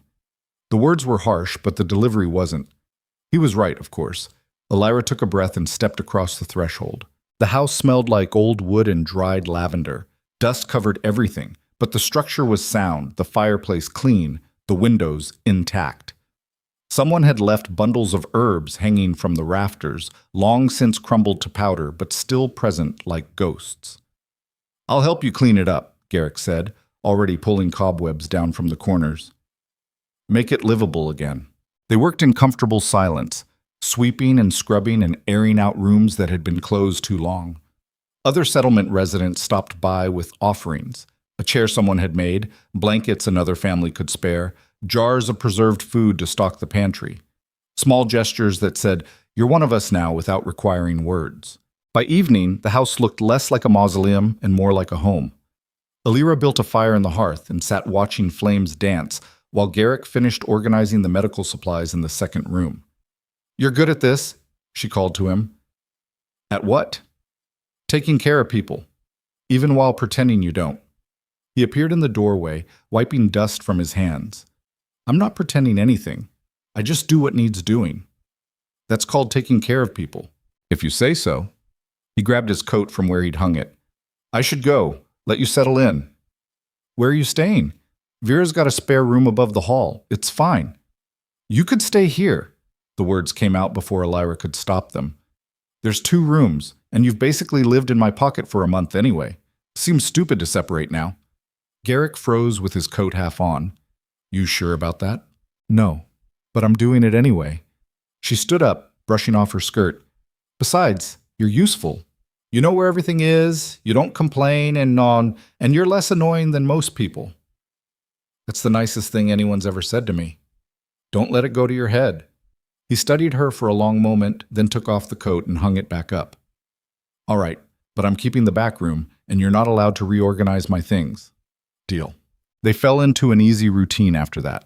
Elira saw patients during the day, while Garrick maintained the house, gathered supplies, and occasionally disappeared into the wilderness for days at a time, checking his trap lines. When he was home, they'd eat dinner together and sit by the fire, sometimes talking, often just existing in the same space without needing to fill it with noise. It was the most comfortable Elira had felt since Thomas died, which made her feel guilty, which made her angry at herself for feeling guilty.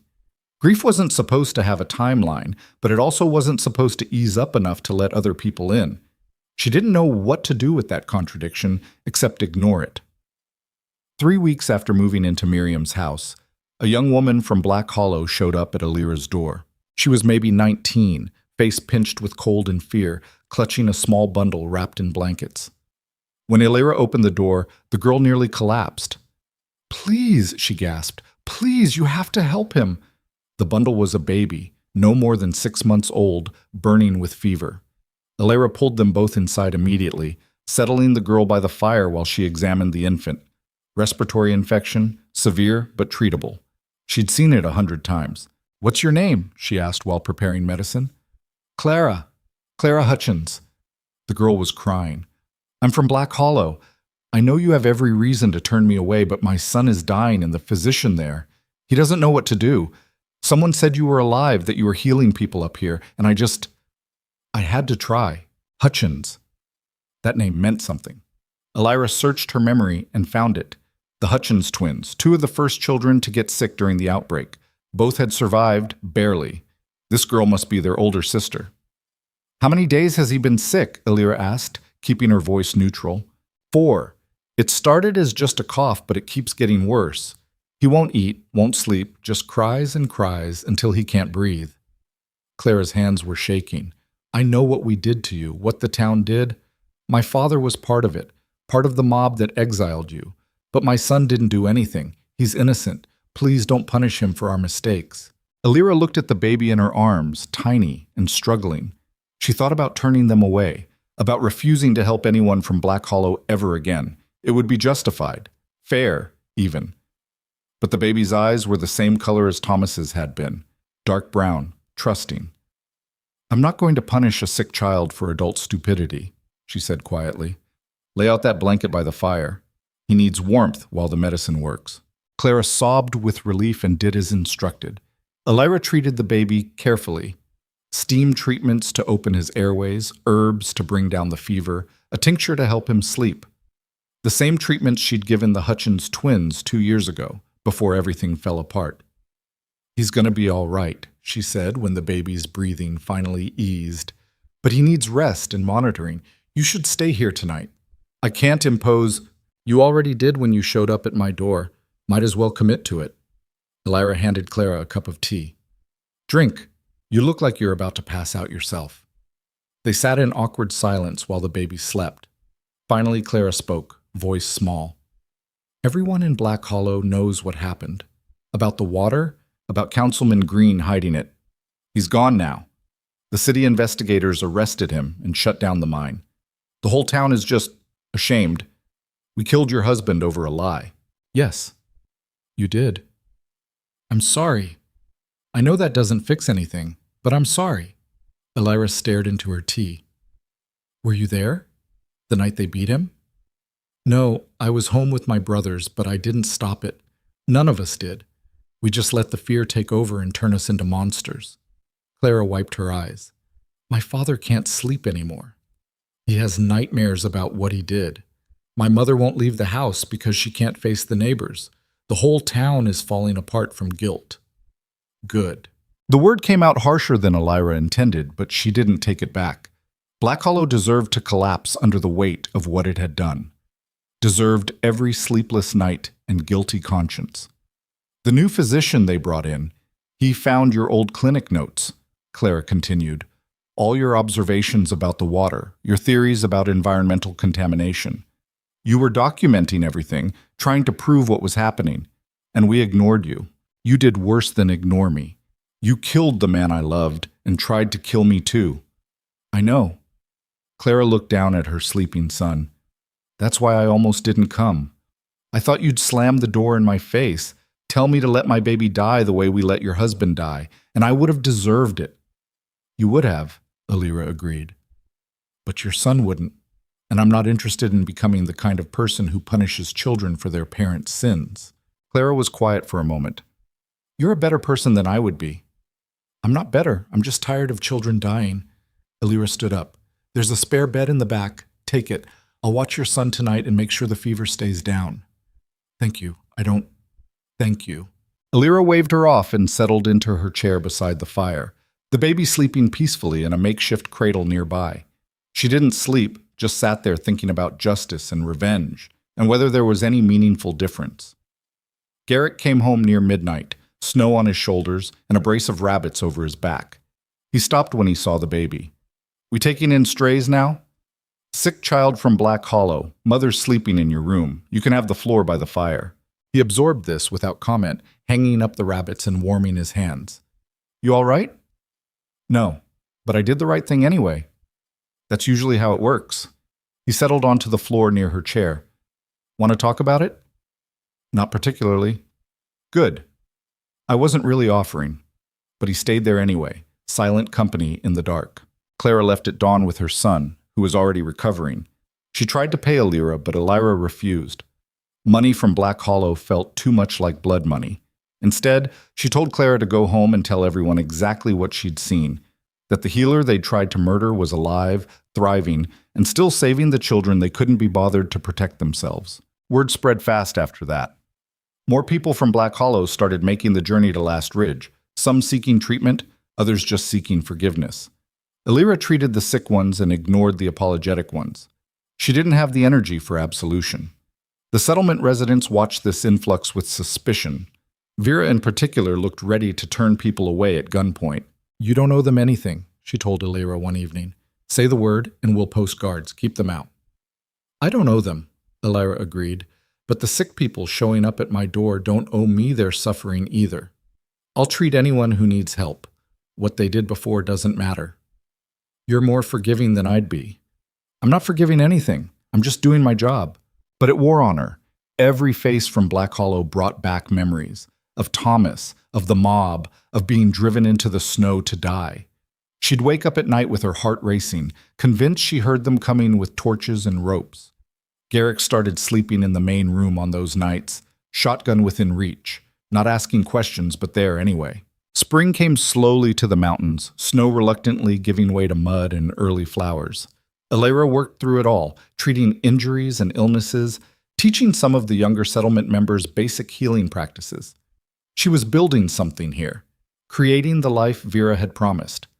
But she couldn't shake the feeling that she was waiting for the other shoe to drop. It finally did on a bright morning in early April. A delegation from Black Hollow arrived. Not sick people this time, but town leaders. New ones, elected after Green's arrest. They brought formal documents, written apologies, and an official pardon clearing Alara of all charges. They also brought a request. The town needs a physician, the lead spokesman said. He was young, earnest, clearly uncomfortable. The one the city sent is leaving. He says Black Hollow is too corrupt, too broken, but we're trying to fix things. We've established new water regulations, cleaned up the contamination, started health inspections. We're trying to be better. Good for you, Alara said flatly.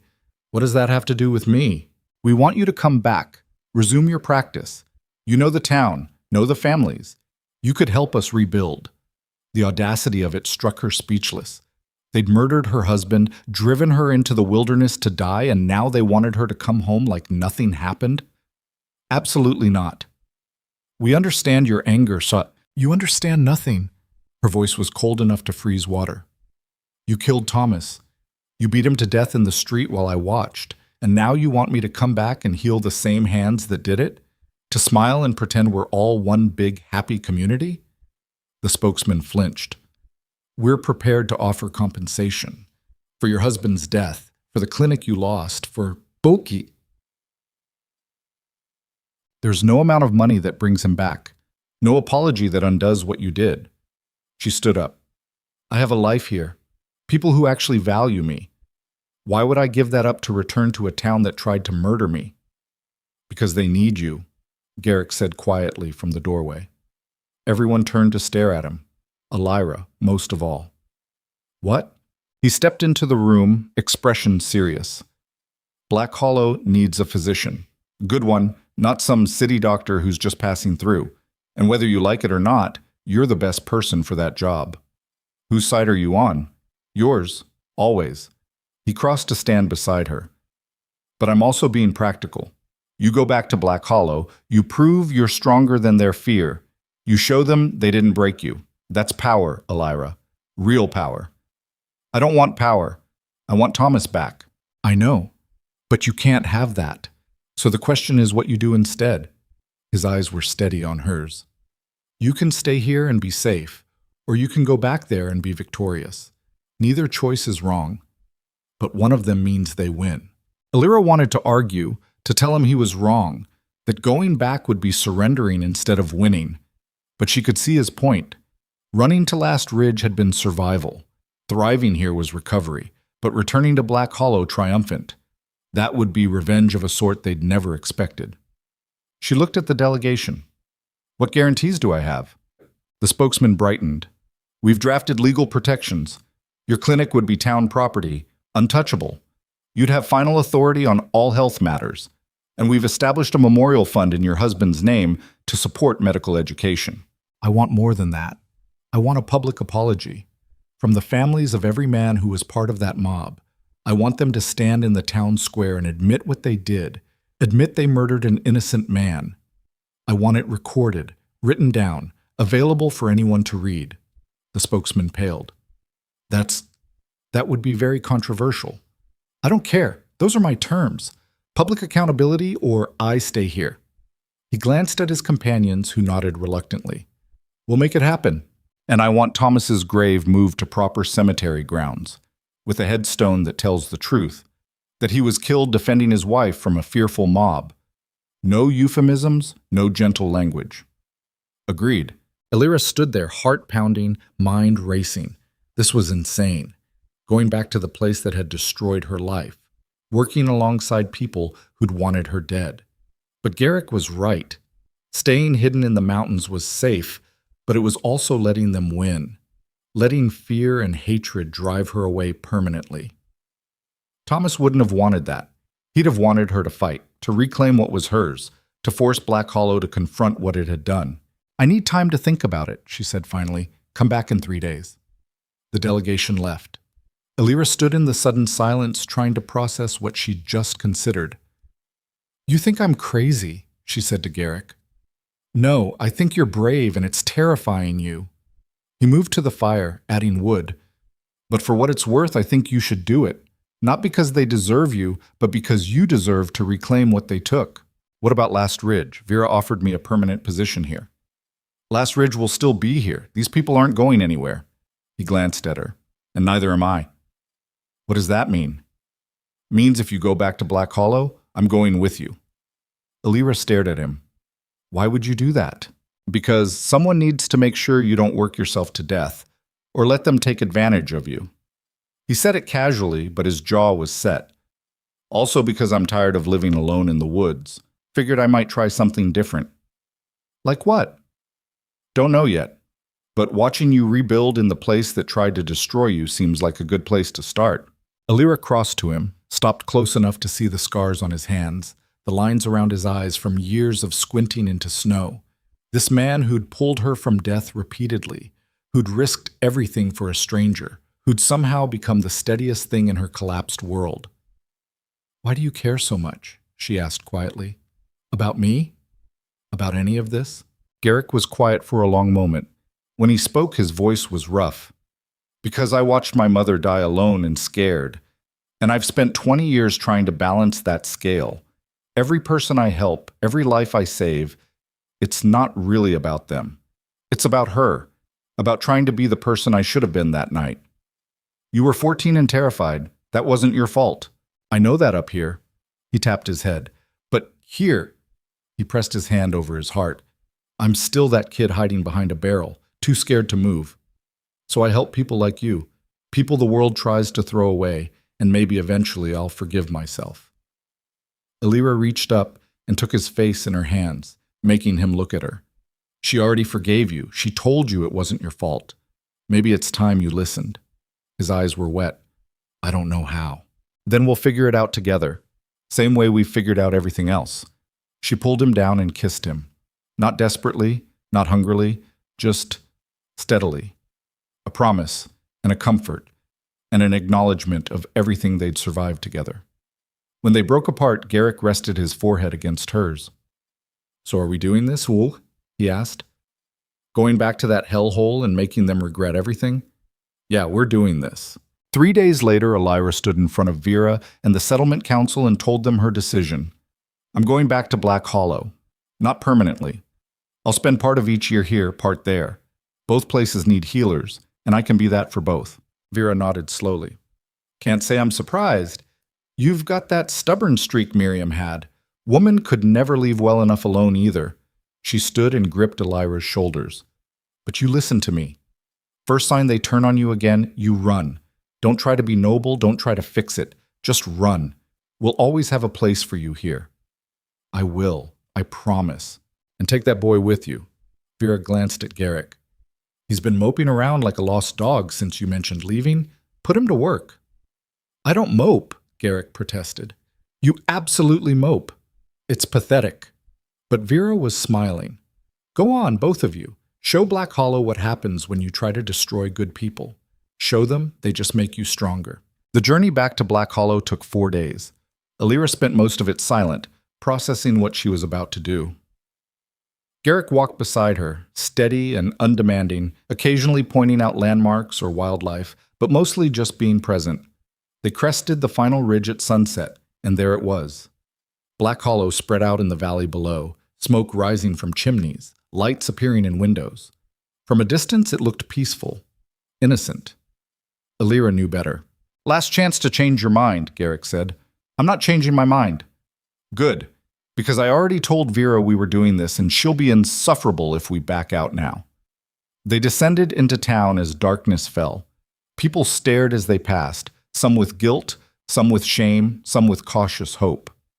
Elira kept her head high and didn't acknowledge any of them. Her old house still stood, windows dark, looking abandoned. The new town council had offered to give it back to her, but she'd refused. Too many memories. Instead, they'd prepared the old physician's residence, larger and better positioned in the town center. Someone had left flowers on the steps, a welcome home gesture that felt grotesque given what had happened here. "Want me to throw those away?" Garrick asked. "Leave them. They're trying." She unlocked the door. "Doesn't mean I have to forgive them, but I can acknowledge the effort." The house was clean, furnished, stocked with medical supplies. Someone had clearly spent time preparing it. Elira moved through the rooms mechanically, cataloging everything. In the main room, they'd set up a desk with a leather-bound journal and a note. "For your observations and records. So we never ignore them again." Elira picked up the journal, feeling its weight. Opened it to the first page where someone had written in careful script, "The Thomas Voss Memorial Medical Journal, established in honor of a man who died defending truth." Her throat tightened. She set the journal down carefully. "They're really trying," she said. "Doesn't mean they've earned forgiveness yet." "No, but it's a start." The public apology was scheduled for the following Sunday in the town square. Elira spent the week settling in, seeing a few brave patients who sought her out, mostly avoiding people. Garrick found work with the lumber mill. Turned out decades of wilderness survival made him useful in dangerous occupations. Sunday arrived cold and clear. The entire town gathered in the square, several hundred people packed into the space.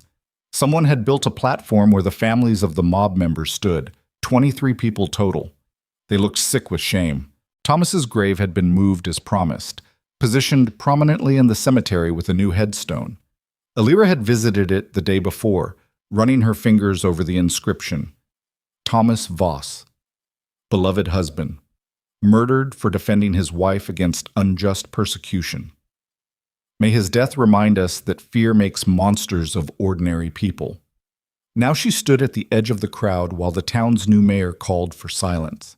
"We're gathered here today to acknowledge a terrible wrong," the mayor began, "to give voice to truths we've avoided for too long. Black Hollow failed Elira Voss and murdered Thomas Voss. We let fear override reason, corruption override justice. Today we make that failure public and promise to do better." One by one, the families stepped forward and read prepared statements, admitting their husbands and fathers had participated in the mob, acknowledging Thomas's innocence, apologizing to Elira. Some of them cried. Most couldn't meet her eyes.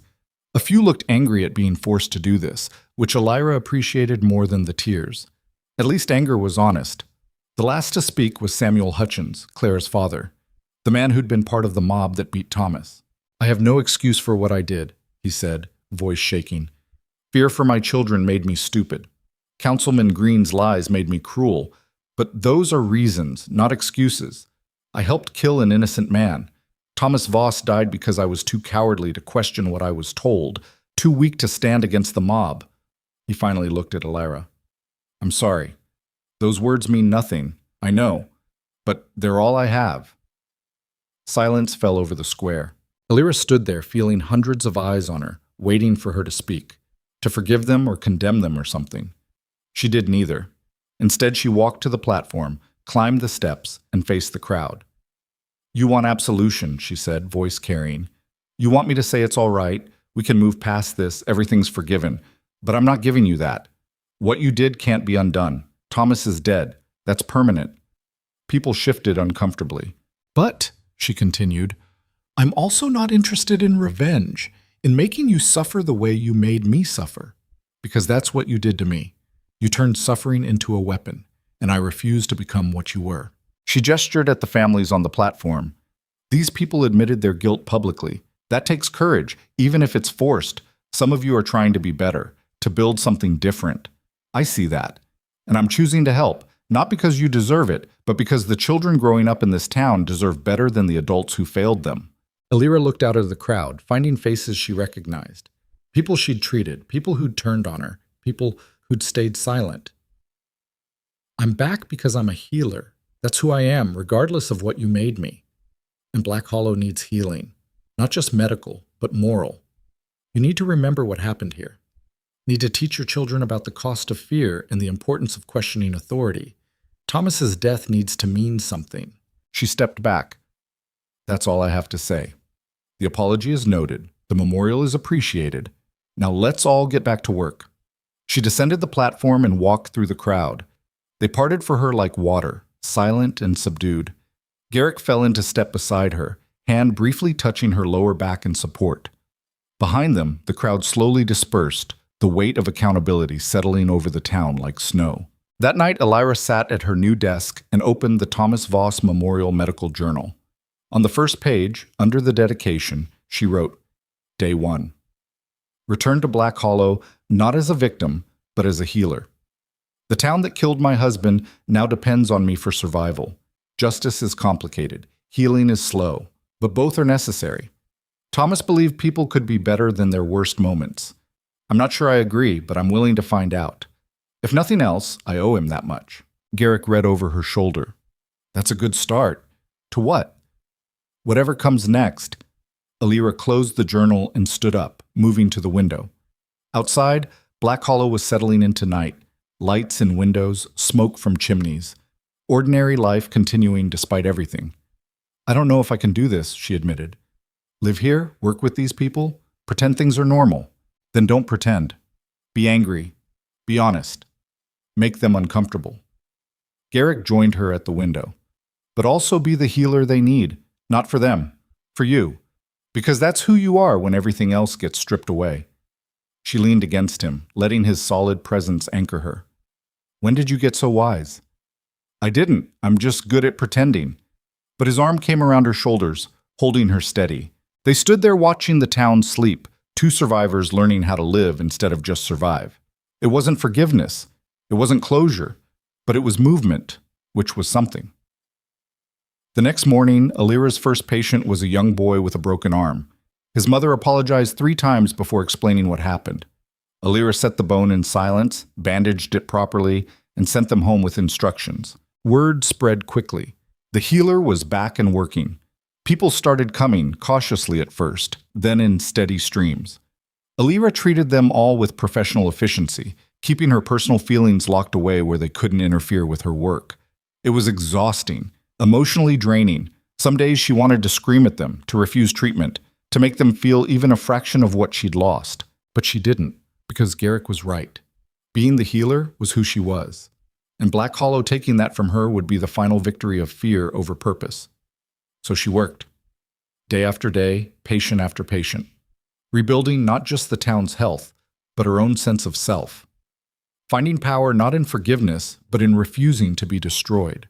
And slowly, impossibly, it started to feel less like punishment and more like reclamation. 6 months into her return, Elira woke to someone pounding on her door at 3 a.m.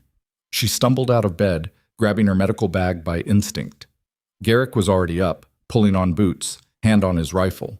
Living in Black Hollow had made them both jumpy in ways Last Ridge never had. Outside stood Marcus Peterson, the man whose entire herd had died during the contamination. His face was pale with panic. It's my wife.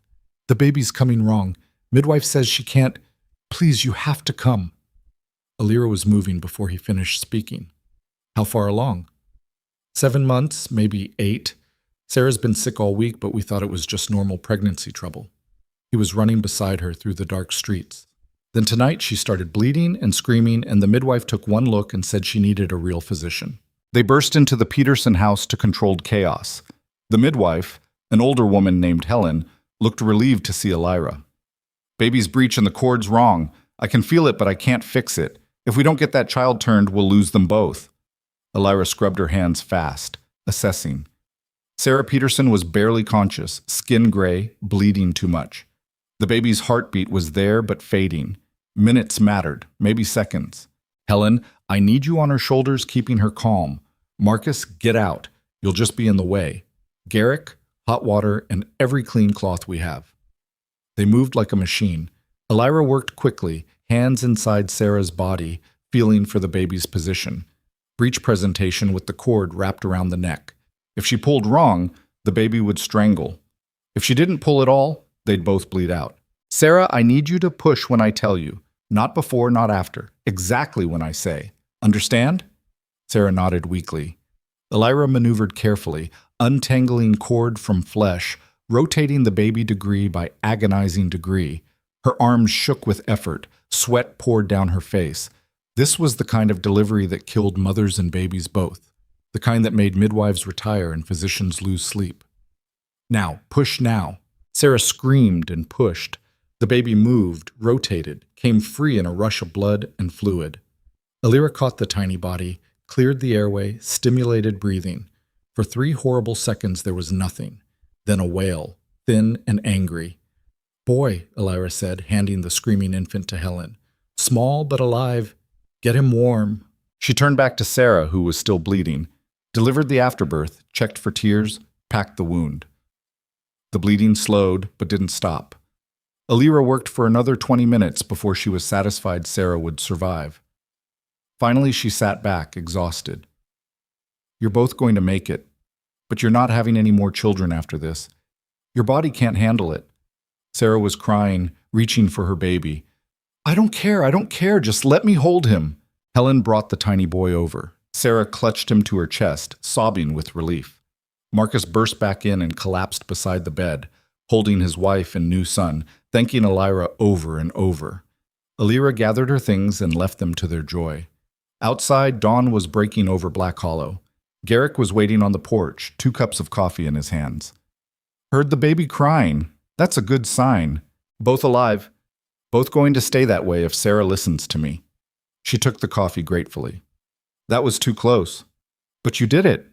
"Barely." Her hands were still shaking. "Another 5 minutes and I would have been delivering a corpse." Garrick sat beside her on the steps. "But you didn't. You saved them. That's what matters."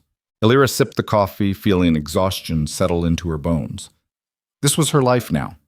Late-night emergencies, impossible cases, the constant weight of other people's survival resting on her shoulders. Some days it felt like victory. Other days it felt like punishment. "Marcus Peterson was part of the mob," she said quietly. "He held Thomas while the others beat him. I remember his face." Garrick was silent for a moment. "You think about not helping, letting the baby die as payback?" For about 3 seconds. Then I remembered, I'm not them. She set down the cup. "But it's hard. Every time I save one of them, it feels like I'm letting Thomas down. Like I'm saying what they did is forgivable. Saving their lives doesn't mean you forgive them, just means you're better than they are. I don't want to be better. I want Thomas back. I know." He put his arm around her shoulders. "But you can't have that. So instead you get this. The satisfaction of knowing they need you more than you need them. That's its own kind of power." A week later, the town council called a meeting. Elira attended reluctantly, Garrick beside her. The new council members were younger, more progressive, genuinely trying to reform Black Hollow's corruption. But they were also politicians, which meant trusting them was complicated. The mayor stood up, looking uncomfortable. "We've received a formal complaint from some of the older residents. They're concerned about the healer's methods." Elira went very still. "What methods?" "You've been refusing to treat certain individuals, turning them away from your clinic." "I've turned away exactly 3 people in 6 months. All of them were drunk, belligerent, and threatening violence. I'm not obligated to let people abuse me in my own workspace. They claim you're holding grudges, being vindictive toward anyone who was involved in the incident with your husband." The room went silent. Elira could feel eyes on her, measuring her reaction. "Who filed the complaint?" she asked, voice dangerously calm. The mayor hesitated. "Robert Carver." Robert Carver. Father of the first child who'd died during the outbreak. The man who'd started the rumors about Elira being cursed, who'd led the mob to her house. "Let me get this straight," Elira said slowly. "Robert Carver, the man who helped murder my husband, is complaining that I won't smile nicely while treating him? He says you're violating your oath as a healer. I don't have an oath. I have skills, and I choose how to use them." She stood up. "Robert Carver came to my clinic drunk last week and called me a witch, said I'd cursed his son from beyond the grave. I told him to leave and sober up, then I'd consider treating him. That's not vindictive. That's self-preservation. The concern is that if we let personal feelings influence medical care..." "Personal feelings?" Alira's voice rose. He killed Thomas. They all did. And now you're telling me I have to pretend that's fine, that I should treat them exactly the same as everyone else? We're saying you agreed to be this town's physician. That means everyone, not just people you like. Garrick stood up beside her. She is treating everyone. She saved Marcus Peterson's wife and baby 3 days ago. Marcus was part of the mob. She could have let them die and called it justice, but she didn't. So maybe ask Robert Carver why he thinks he deserves special treatment when he can't even be civil. The mayor looked between them. We're just trying to prevent problems. Then tell Robert Carver to stop creating them. Elira grabbed her coat. I'll treat anyone who comes to me in good faith, sick or injured, regardless of history. But I won't tolerate abuse. Those are my terms. Take them or find another physician. She walked out. Garrick followed. Behind them, the council erupted in argument. Outside, Elira's hands were shaking with rage. They want me to be grateful, to act like returning here was some gift instead of torture. Some of them, yeah, but not all. Garrick steered her toward home. That mayor looked genuinely uncomfortable. He's trying to balance keeping you here with keeping the old guard happy. Well, he's doing a terrible job. Give him time. Change doesn't happen overnight. Stop being reasonable. I'm angry and I want you to be angry with me. I am angry. I'm just better at hiding it. He opened their front door on. Come on. You need food and sleep, in that order. But sleep didn't come easily. Elira lay awake thinking about Robert Carver's complaint, about the impossible position of trying to heal people who tried to destroy her. Garrick was right that she couldn't let vindictiveness guide her medical decisions, but he was also asking her to be superhuman, to rise above pain that would have broken most people. She didn't know if she could do that forever. The next morning, Robert Carver showed up at her clinic. Sober this time, hat in hand, looking ashamed. I came to apologize, he said, for last week, for the complaint, for everything. Elira didn't invite him in, just stood in the doorway, arms crossed. I've been angry for so long, Carver continued. My boy died and I needed someone to blame. You were convenient. And when the council said you were cursed, I believed it because believing meant I didn't have to accept that sometimes children just die. His eyes were red. But it wasn't you.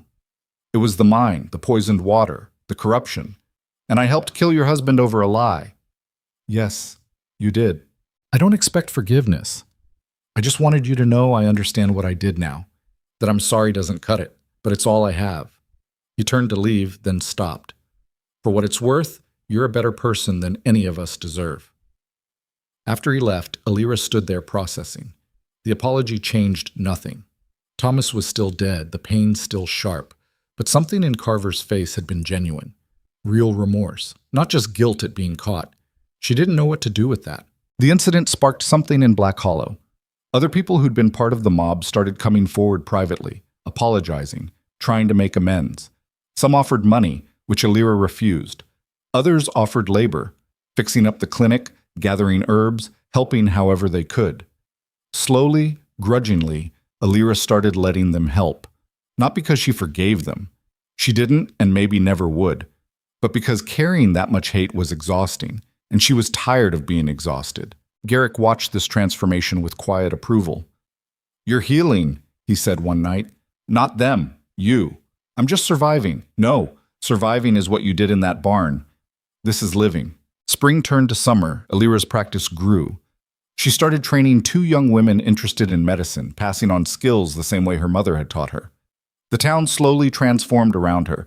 New regulations, better infrastructure, accountability measures designed to prevent another green situation. It wasn't perfect. Old prejudices died hard. Some people still looked at her birthmark and whispered, but it was better. One evening in late July, a rider arrived from Last Ridge. Vera had sent a message. Old Joseph had died peacefully in his sleep, the leg Elira had saved still attached. The funeral would be in 3 days. Elira and Garrick made the journey together, riding through familiar mountain passes. Last Ridge welcomed them like returning heroes. Anna, the little girl Elira had saved from pneumonia, had grown tall and strong. Sarah, the young woman who'd shown Elira around that first day, was pregnant with her first child. Vera looked older but no less fierce. About time you visited. Thought maybe you'd forgotten us. Never, just busy. Elira hugged the old woman. I'm sorry about Joseph. Don't be. He went how he wanted, in his own bed, with his leg intact, telling stories about the healer who was too stubborn to let him die. Vera pulled back, studying Elira's face. You look different. Harder, but also lighter somehow. I'm figuring things out, slowly. That's all anyone can do. Joseph's funeral was simple, but well attended. People shared stories of his stubbornness, his humor, his skill as a hunter. When it came time for Elira to speak, she stood up slowly. Joseph was the first patient I treated here, the first person who trusted me when I had every reason to give up on myself. She looked at the assembled mourners. He told me his wife Miriam had a healer's mark like mine, that she was the best healer he'd ever known, and then he let me try to save his leg even though he barely knew me. Her voice caught. That trust meant everything. It reminded me why I became a healer. Not for gratitude or recognition, but because helping people is who I am regardless of what they deserve. Joseph understood that, and he gave me the chance to remember it too. After the service, Vera pulled Elira aside. I have something for you. Found it in Joseph's things. It was a small wooden box, carved with intricate patterns. Inside was a necklace, a simple leather cord with a polished stone pendant shaped like a bird. Joseph made that years ago for Miriam. She wore it every day until she died. Vera placed it in Elira's hands. He wanted you to have it, said you'd earned it. Elira's throat tightened. I can't accept this. Yes, you can, and you will, because a dying man's wishes aren't negotiable. Vera closed Elira's fingers around the box. Wear it, and remember, you're part of something bigger than Black Hollow's mistakes. You're part of a tradition of healers who refuse to let fear win. That night, Elira put on the necklace. The stone settled against her birthmark, warm from her skin. Garrick noticed immediately. Suits you, he said. It's too much. I'm not Miriam. No. You're Elira. That's enough. He pulled her close. More than enough. They stayed in Last Ridge for a week, helping with the transition to a new healer, a young man from a neighboring settlement who'd trained under his grandmother. Elira shared what she knew, gave him access to Miriam's old notes, made sure he was set up for success. On their last night, she and Garrick climbed to the ridge overlooking the valley, the same spot where they'd first seen Last Ridge all those months ago. You ever think about staying here permanently? Garrick asked, leaving Black Hollow behind for good. Elira considered it. Sometimes it would be easier, safer. She looked down at the settlement lights below. But Black Hollow needs me. Not because they deserve it, but because the children growing up there deserve better than what their parents built. If I leave, I'm abandoning them to repeat the same mistakes. That's not your responsibility. Maybe not, but it's my choice. She turned to face him. What about you? You've been splitting time between the lumber mill and helping me. That can't be what you want forever. Garrick was quiet, looking out at the darkening sky. I spent 11 years alone in the woods, convinced that was all I deserved. That connecting with people would just lead to more pain. He looked at her. Then I found you half dead in a barn, and everything changed. So no, the lumber mill isn't what I want forever, but being with you is. Elira's heart stuttered. Garrick, I'm not asking for anything, not making demands. His hand found hers. Just telling you the truth. You're the first person since my mother who made me think maybe I could be part of something instead of just surviving alone. And whether we're in Black Hollow or Last Ridge or the middle of nowhere doesn't matter as long as we're together. She kissed him then, fierce and grateful and full of everything she couldn't say out loud. When they broke apart, both breathless, she rested her forehead against his. I love you, she said. I didn't think I could feel that again after Thomas. Didn't want to. But somehow you made it possible. I love you too. Have since you yelled at me about my terrible medical supplies while half frozen. She laughed, surprised by the sound. That's when you knew? That's when I knew you'd survive. The rest came later. He tucked a strand of hair behind her ear. So what do we do now? We go back to Black Hollow. We keep working. And we see what happens. She squeezed his hand. Together. They returned to Black Hollow 3 days later to find the town in crisis. Another child had gotten sick, similar symptoms to the original outbreak. Panic was spreading fast. Elira dropped her bags and went straight to work, examining the child, testing water samples, checking environmental factors. It took her 6 hours to find the cause, a contaminated well in the family's backyard, completely unrelated to the mine. She fixed it, treated the child, and called a town meeting. "We need proper water testing protocols," she announced. "Not just at the mine, but everywhere. Wells, streams, everything. One contaminated source nearly killed this child and could have triggered another panic." The council agreed immediately, establishing new regulations. Alira supervised the implementation personally, teaching people how to recognize contamination, when to test, what to do if problems arose. It was preventive medicine on a town-wide scale, the kind of systemic change that could save lives for generations. Robert Carver approached her after one of these training sessions.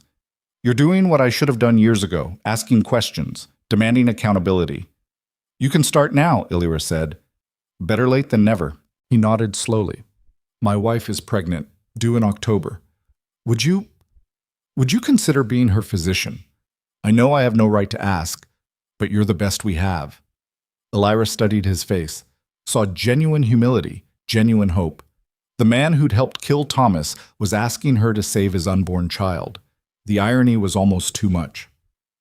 "I'll do it," she said finally. "Not for you, for your wife and baby. They haven't done anything wrong."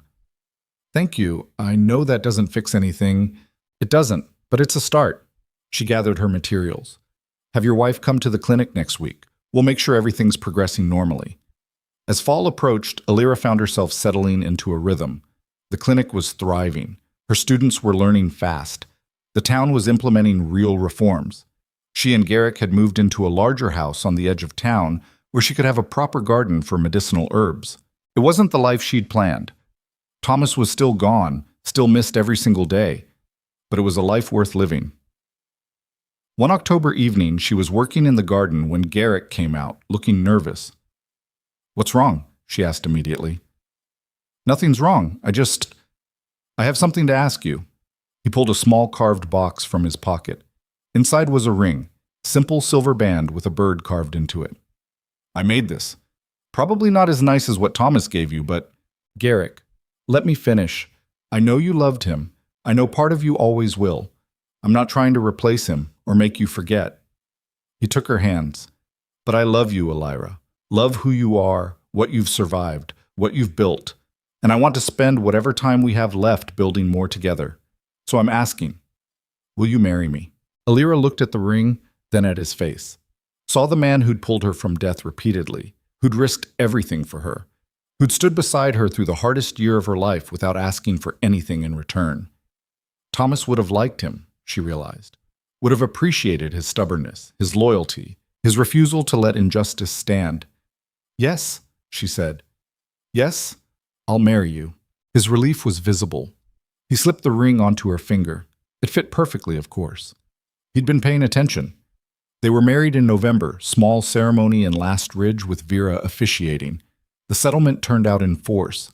Even some people from Black Hollow made the journey, bringing gifts and well wishes. Robert Carver's wife had given birth to a healthy girl 3 weeks earlier. They'd named her Alira, which had made Alira cry when she first heard it. Not from joy exactly, but from the weight of that gesture. The acknowledgement of debt, of respect, of hope that maybe healing was possible. Standing there with Garrick's hand in hers, surrounded by people who'd become family, Alira felt something she hadn't felt in over a year. Peace, not the absence of pain. The grief was still there, would always be there, but the ability to hold pain and joy simultaneously, to honor what she'd lost while embracing what she'd found. That winter was brutal, storms that buried roads and isolated settlements for days. Alira worked constantly, treating frostbite and pneumonia and injuries from people trying to navigate impossible conditions. Garrick worked alongside her, using his wilderness skills to reach patients other people couldn't get to. In spring, the town erected a memorial in the square, a stone column with names carved into it. All the children who'd died during the contamination, plus Thomas Voss at the top. Below the names, an inscription. "May we remember the cost of our fear and the price of our silence. May we do better." Alira stood in front of it the day it was unveiled, reading Thomas's name over and over. Garrick stood beside her, steady and quiet. "He'd be proud of you," Garrick said eventually, "of what you built here." "I hope so." She touched the carved letters. "I hope he knows I didn't give up. that I fought the way he would have wanted. He knows. 2 years after returning to Black Hollow, Elira stood in front of a room full of young women, 15 students from 3 different towns, all eager to learn healing. She'd started a formal training program, teaching everything from basic first aid to complex surgical procedures. This was her legacy now. Not just saving individual lives, but creating more healers who'd save lives after she was gone. Spreading knowledge instead of hoarding it, building community instead of walls. One of the students raised her hand. What if people don't trust us? What if they think we're too young or too female or too different? Elira smiled. Then you prove them wrong. One patient at a time, one life saved at a time. You don't wait for respect. You earn it through work that can't be denied. But what if they hurt us for trying? The room went quiet. Everyone knew Elira's story, knew what Black Hollow had done to her. Then you decide if the work is worth the risk, Elira said honestly. No one can make that choice for you. But I can tell you this, healing is the most powerful thing we can do. It's saying, I see your pain and I'm going to fight it, even when the world is terrible and people are cruel. That's not weakness. That's the strongest thing there is. She looked around at their young, determined faces. People will try to destroy you for being good at what you do. They'll blame you for things outside your control. They'll turn on you when they get scared. But if you remember why you started, if you hold on to that purpose, that they can't break you. They can kill you, but they can't make you less than you are. After class, one student lingered. Young girl, maybe 16, with a birthmark across her cheek. People say I'm cursed, she said quietly. Because of this. She touched her face. They say I shouldn't be a healer because I'm already marked by darkness. Elira pulled down her collar, showing her own port wine stain. People say a lot of stupid things when they're scared. Don't let their fear become your limitation. The girl's eyes widened. You have one too. Had it my whole life, got me exiled, nearly killed. But it also connected me to other healers, reminded me I was part of something bigger. Elira smiled. Wear your mark like armor. Let them call it what they want. You know what you are. That night, Elira found Garrick on their porch, carving another wooden bird. He'd made dozens over the years, giving them to patients who'd survived impossible situations. His way of marking victories over death. Who's this one for? She asked, settling beside him. Us. He held it up. 2 birds this time, wings overlapping. Thought it was time. She took it carefully, feeling the smooth wood, the careful detail. It's beautiful. It's functional. Beauty's accidental. But he was smiling. They sat in comfortable silence, watching the sun set over Black Hollow. The town had changed dramatically in 2 years. New buildings, new leadership, new hope. It would never be perfect. No place was. But it was better. Elira's practice had expanded to cover 3 neighboring towns. Her students were starting their own practices. The water testing protocols had been adopted regionally. Real, lasting change that would outlive her. You ever regret it? Garrick asked. Coming back here instead of staying in Last Ridge? Sometimes, usually when someone's being particularly awful. She leaned against him. But mostly no. This needed doing, and I was the one who could do it. That matters. You matter. He kissed her forehead. Don't forget that part. 5 years after Thomas's death, Elira stood in the cemetery beside his grave. She came regularly, keeping the stone clean, leaving flowers, talking to him about her life. I married Garrick, she told the headstone. I think you would have liked him. He's stubborn like you were. Believes in doing the right thing even when it's hard. She touched the carved letters of his name. I still love you. That hasn't changed, but I'm learning I can love him too without betraying what we had.